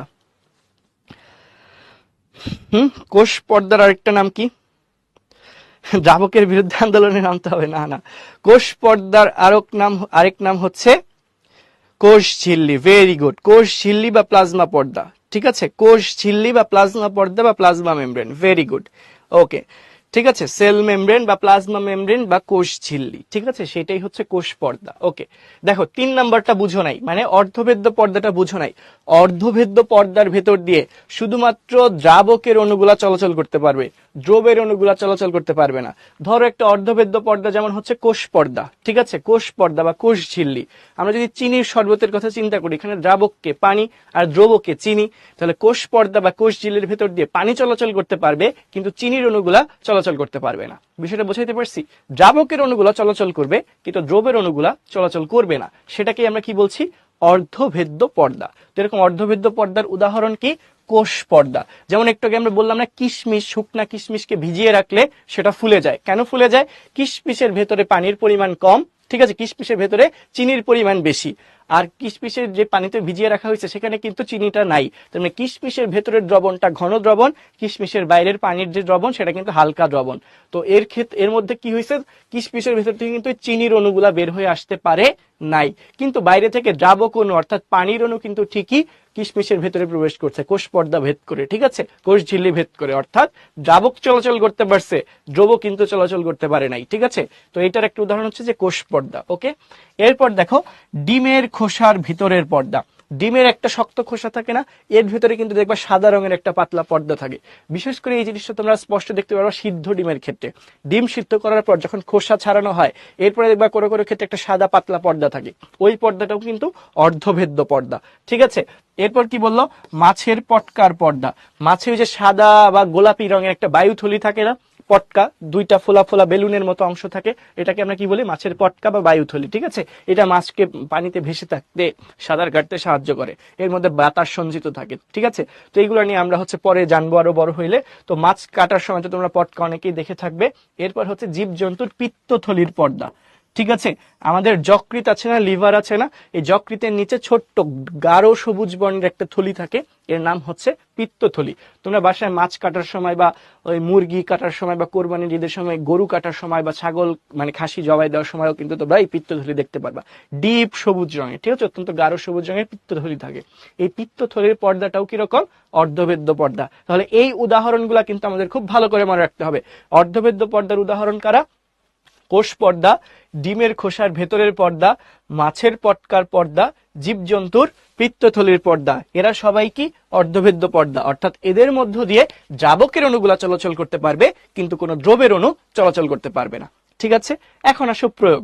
অভেদ্য পর্দা আমরা ইউজ করি কিসে? যেমন বৃষ্টির দিনে। বৃষ্টির দিনে আমরা পলিথিন থেকে বাঁচতে পলিথিন থেকে বাঁচতে না, বৃষ্টি থেকে বাঁচতে কি মাথার উপর পলিথিন দেয় না, যাতে পানি আমাদের গায়ে না পড়ে। আচ্ছা, তার মানে বৃষ্টির দিনে মাথা ভিজে না। এটা কিসের কারণে? কিউটিন যুক্ত তোমার পলিথিনের কারণে। আবার অনেক সময় দেখা যায় কি ভেদ্য পর্দা, এটার উদাহরণ কি? এটার উদাহরণ তো আমরা দেখলাম কোষ প্রাচীর। এর এক্সাম্পল কি? কোষ প্রাচীর, মানে প্রয়োগটা কোথায়? কোষ প্রাচীর ভেদ করে কিন্তু বিভিন্ন পদার্থ কোষের ভেতরে ঢুকতেও পারে, কোষ থেকে বেরো হয়ে যেতে পারে, ঠিক আছে।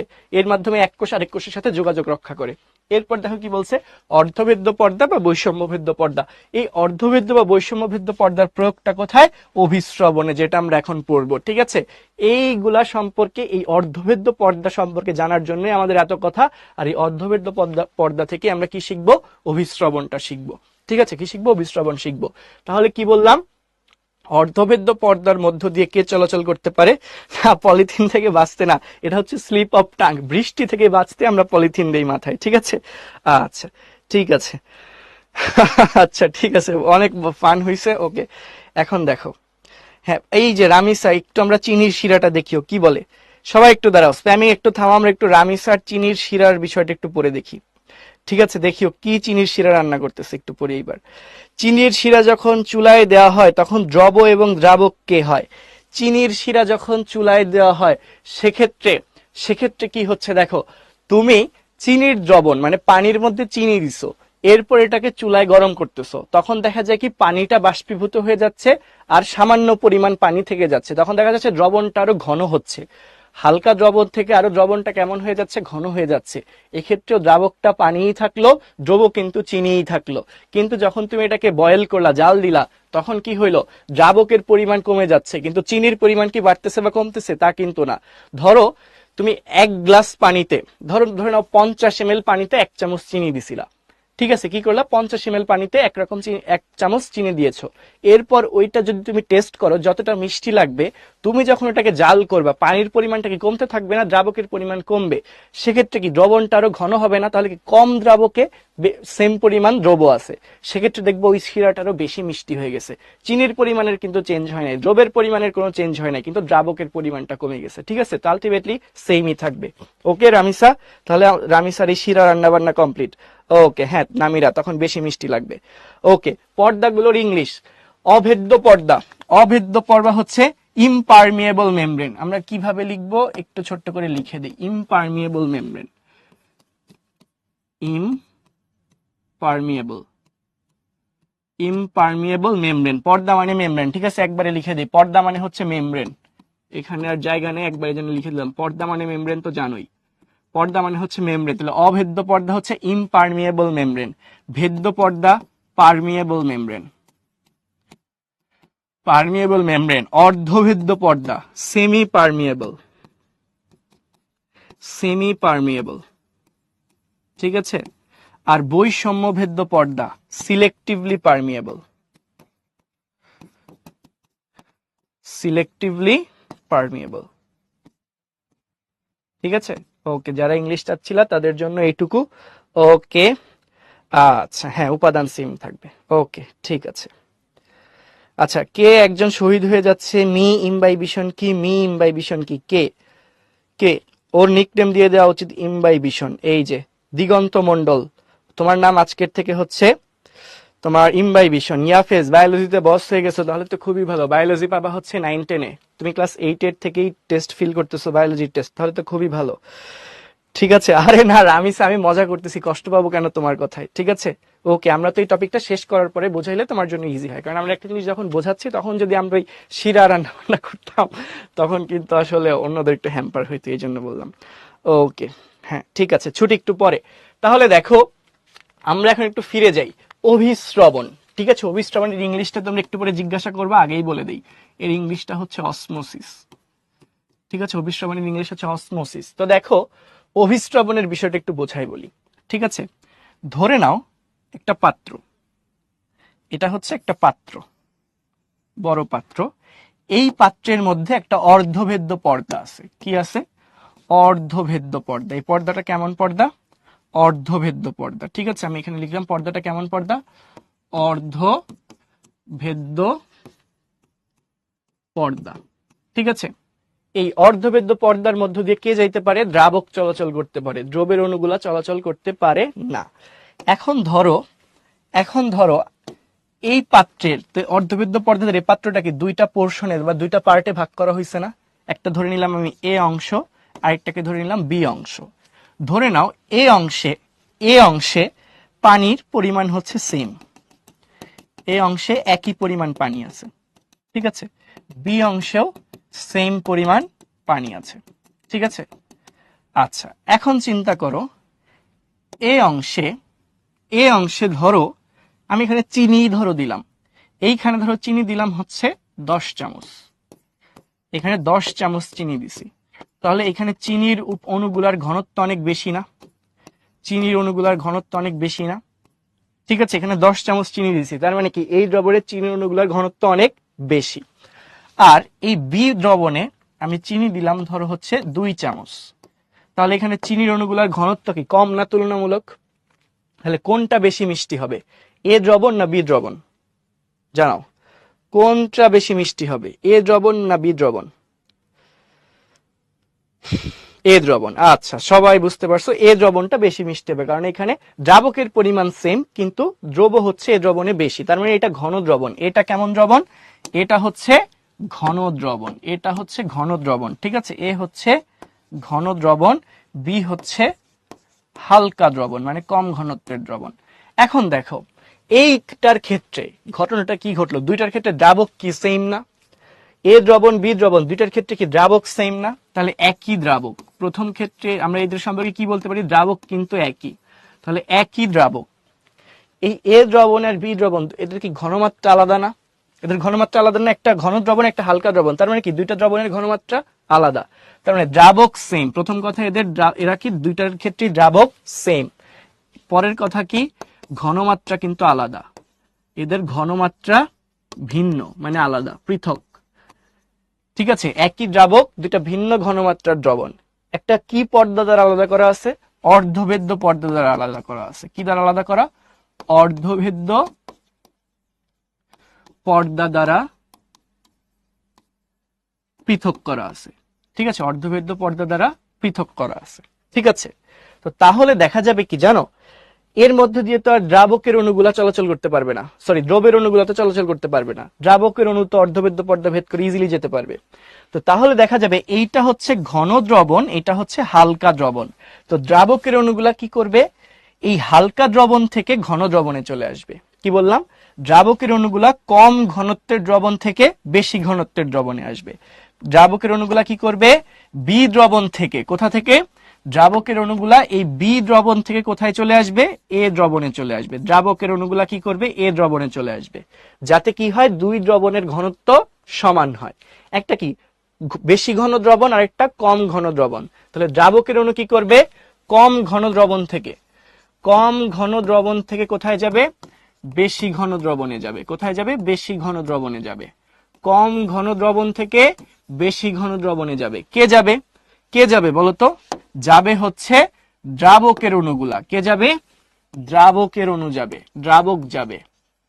কম ঘন দ্রবণ থেকে বেশি ঘনত্বের দ্রবণে দ্রাবক চলে যাচ্ছে। ঠিক আছে, দ্রাবক কিন্তু দুইটাতে সেম পরিমাণে ছিল, বাট এইটা যেহেতু ঘন দ্রবণ, মানে বেশি ঘন দ্রবণ, এটা যেহেতু কম ঘন দ্রবণ, এই কম ঘন দ্রবণ থেকে দ্রাবক কোথায় আসবে? বেশি ঘনত্বের দ্রবণে আসবে, যাতে বেশি ঘনত্বের দ্রবণের ঘনত্ব আর কম ঘনত্বের দ্রবণের ঘনত্ব আর এরকম পার্থক্য না থাকে, দুইটার ঘনত্বই যাতে সমান হয়ে যায়। ঠিক আছে, তাহলে দেখো শর্তটা কি? একই দ্রাবক বিশিষ্ট দুইটা ভিন্ন ঘনমাত্রার দ্রবণ অর্ধভেদ্য পর্দা দ্বারা পৃথক করা থাকলে যে প্রক্রিয়ায় দ্রাবক কম ঘন দ্রবণ থেকে বেশি ঘন দ্রবণে স্থানান্তরিত হইল, সেই প্রক্রিয়াটাকে আমরা কি বলি? অভিস্রবণ। সেই প্রক্রিয়াটাকে আমরা কি বলি? অভিস্রবণ বলি।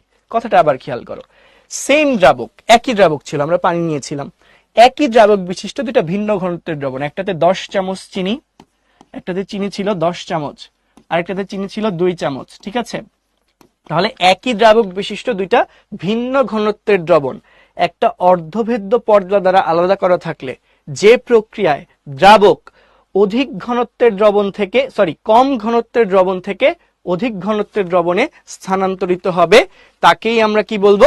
অভিস্রবণ বলবো। তাকেই আমরা কি বলবো? অভিস্রবণ বলবো। এটাই দেখো বলেছে, যে প্রক্রিয়ায়, যে প্রক্রিয়ায়, যে প্রক্রিয়ায় কি হচ্ছে? যে প্রক্রিয়ায় একই পদার্থের মানে একই দ্রাবক, একই পদার্থের কম ঘনত্ব এবং বেশি ঘনত্বের দুটি দ্রবণ, একটু একই পদার্থ, চিনির দুইটা দ্রবণ, একটা কম ঘনত্বের দ্রবণ, একটা বেশি ঘনত্বের দ্রবণ, একই পদার্থের কম ঘনত্ব এবং বেশি ঘনত্বের দুইটা দ্রবণ অর্ধভেদ্য পর্দা দ্বারা পৃথক করা হলে, অর্ধভেদ্য পর্দা দ্বারা পৃথক করা হলে দ্রাবক পদার্থের অণুগুলো কোথায় যাবে? কম ঘনত্বের দ্রবণ থেকে অধিক ঘনত্বের দ্রবণের দিকে যায়। সেই প্রসেসটাকে আমরা কি বলি? অভিস্রবণ বা অসমোসিস বলি। ঠিক আছে, সেটাকে আমরা কি বলি? অভিস্রবণ বা অসমোসিস বলি। তোমাদের ক্লাস ছুটি হইতে আরো 6-7 মিনিট সময় লাগবে। ঠিক আছে, একটু অপেক্ষা করো, এত তাড়াতাড়ি ছুটির জন্য অস্থির হওয়া যাবে না। ওকে ওকে ওকে, আচ্ছা ঠিক আছে, এখন একটু খেয়াল করো, এখন একটু খেয়াল করো। না, ব্যাপনের উল্টা না, ব্যাপনের উল্টা না। দেখো, ব্যাপনের উল্টা না, কেন না সেটা পরে বলতেছি, বাট আগে এই জিনিসটা বুঝো। তোমাদের আপাত দৃষ্টিতে মনে হতে পারে যে ব্যাপনের উল্টা, বাট অ্যাকচুয়ালি ব্যাপনের উল্টা না। রোজা ধরতেছে, মনোযোগ দিলে রোজা ধরবে না, টাইম ইজিলি কেটে যাবে। ঠিক আছে, এদিকে মনোযোগ দাও। দেখো কি বললাম তাহলে, একই দ্রাবক বিশিষ্ট দুইটা আলাদা ঘনত্বের দ্রবণ যখন একটা অর্ধভেদ্য পর্দা দ্বারা পৃথক করা থাকবে, যেই প্রক্রিয়ায় দ্রাবক কম ঘনত্বের দ্রবণ থেকে বেশি ঘনত্বের দ্রবণে যাবে, সেটাকে আমরা বলবো অসমোসিস বা অভিস্রবণ। এখন আসো আমরা অভিস্রবণের একটা বাস্তব উদাহরণ দেখব, বাস্তব উদাহরণ দেখব। ঠিক আছে, কি বলছে দেখো, অর্ধভেদ্য পর্দা অভিস্রবণের সময় দুটো তরলকে পৃথক করে রাখে, আমরা অলরেডি দেখেছি। এরপর অভিস্রবণ কেবল তরলের ক্ষেত্রে ঘটে। অভিস্রবণ কেবল কাদের ক্ষেত্রে ঘটে? তরলের ক্ষেত্রে ঘটে, এবং এটিও এক প্রকার ব্যাপন। ঠিক আছে, অভিস্রবণও এক প্রকার ব্যাপন। কেন? কারণ কি জানো? কারণ কি জানো অভিস্রবণ কেন এক প্রকার ব্যাপন? দেখো, এই পাত্রে দ্রবের তুলনায় দ্রাবকের পরিমাণ বেশি না? এইখানে 2 চামচ চিনির জন্য যতটুকু পানি, এখানে 10 চামচ চিনির জন্য ততটুকু পানি। তাহলে এখানে তুলনামূলকভাবে দেখা যাচ্ছে দ্রাবকের পরিমাণটা চিনির তুলনায় বেশি, আর এখানে দ্রাবকের পরিমাণটা কি চিনির তুলনায় কম না?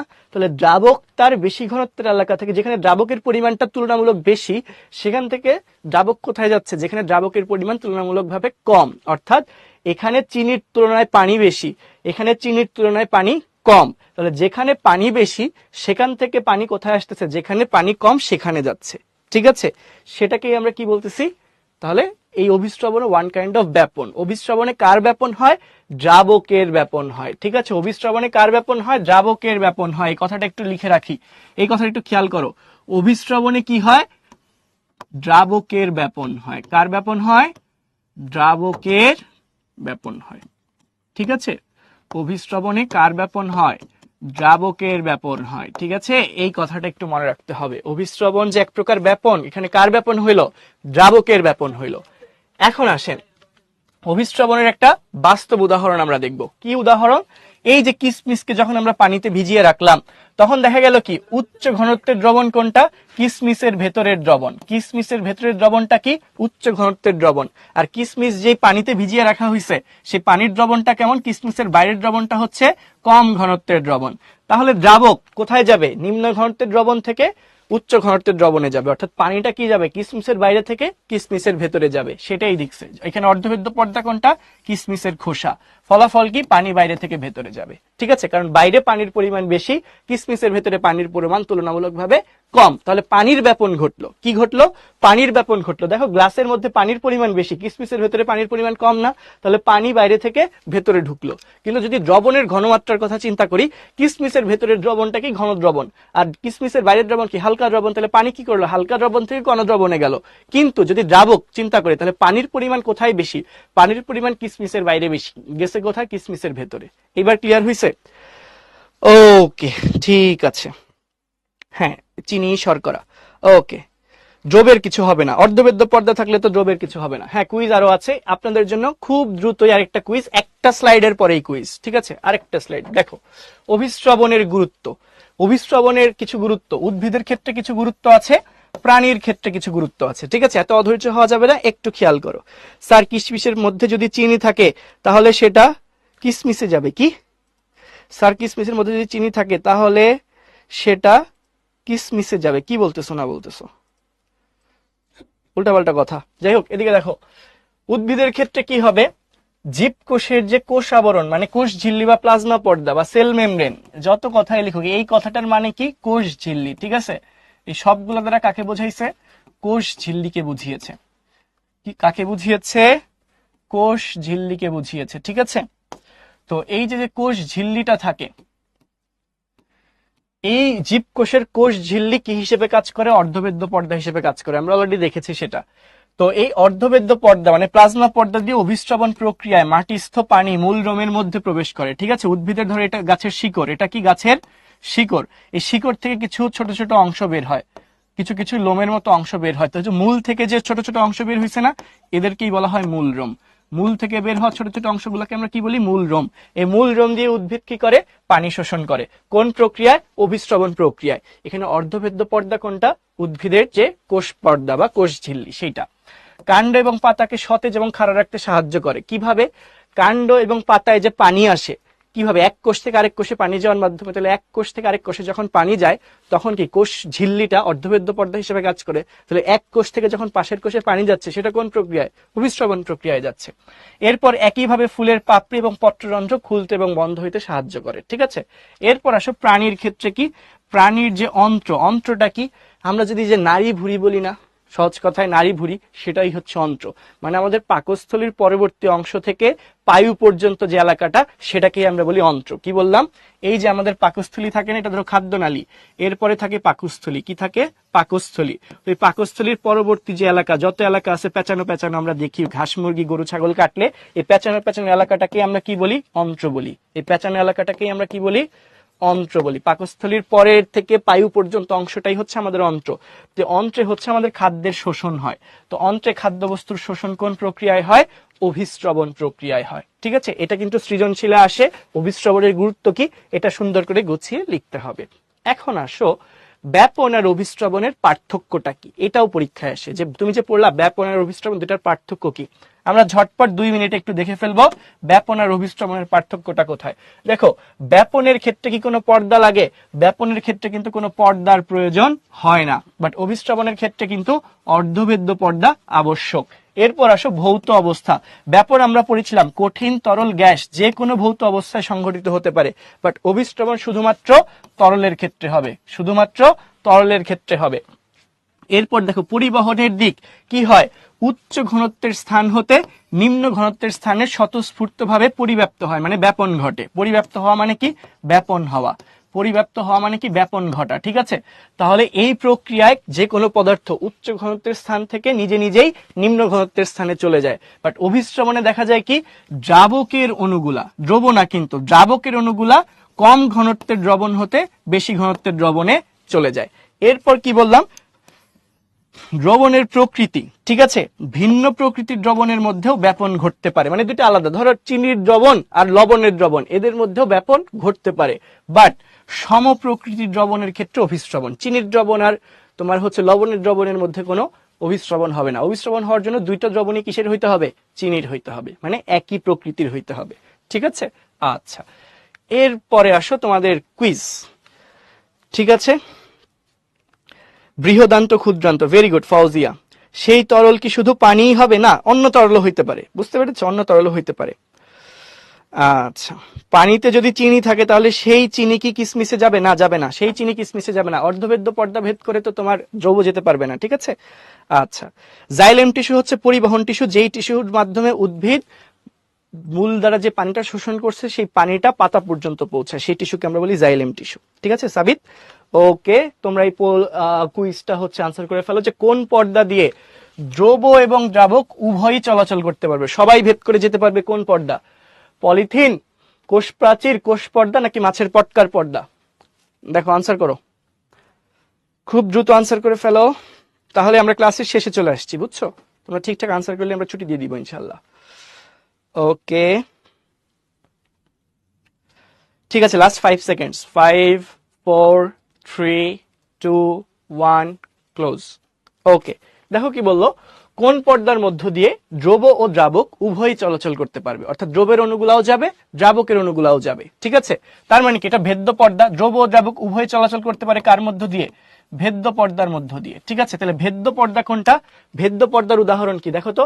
ভেদ্য পর্দার উদাহরণ কি ছিল? ভেদ্য পর্দার উদাহরণ ছিল কিন্তু কোষ প্রাচীর। পলিথিন অভেদ্য পর্দা, কোষ পর্দা অর্ধভেদ্য পর্দা, মাছের পটকার পর্দা অর্ধভেদ্য পর্দা, আর কোষ প্রাচীরটা কি? ভেদ্য পর্দা। তাহলে দ্রব দ্রাবক উভয় চলাচল করবে ভেদ্য পর্দা দিয়ে। কি দিয়ে? ভেদ্য পর্দা দিয়ে। ঠিক আছে, তো আমরা একটু লিডার বোর্ড দেখে নেই।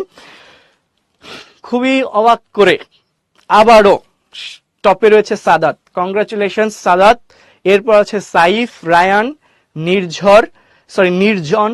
এরপর হচ্ছে তোমার কি দীপ, মেহজাবিন, শান, আদি, ইরফান, রাহা। তোমাদের সবাইকে অনেক অনেক অনেক কংগ্রাচুলেশন। আরেকটা কুইজ, রেডি হয়ে যাও সবাই।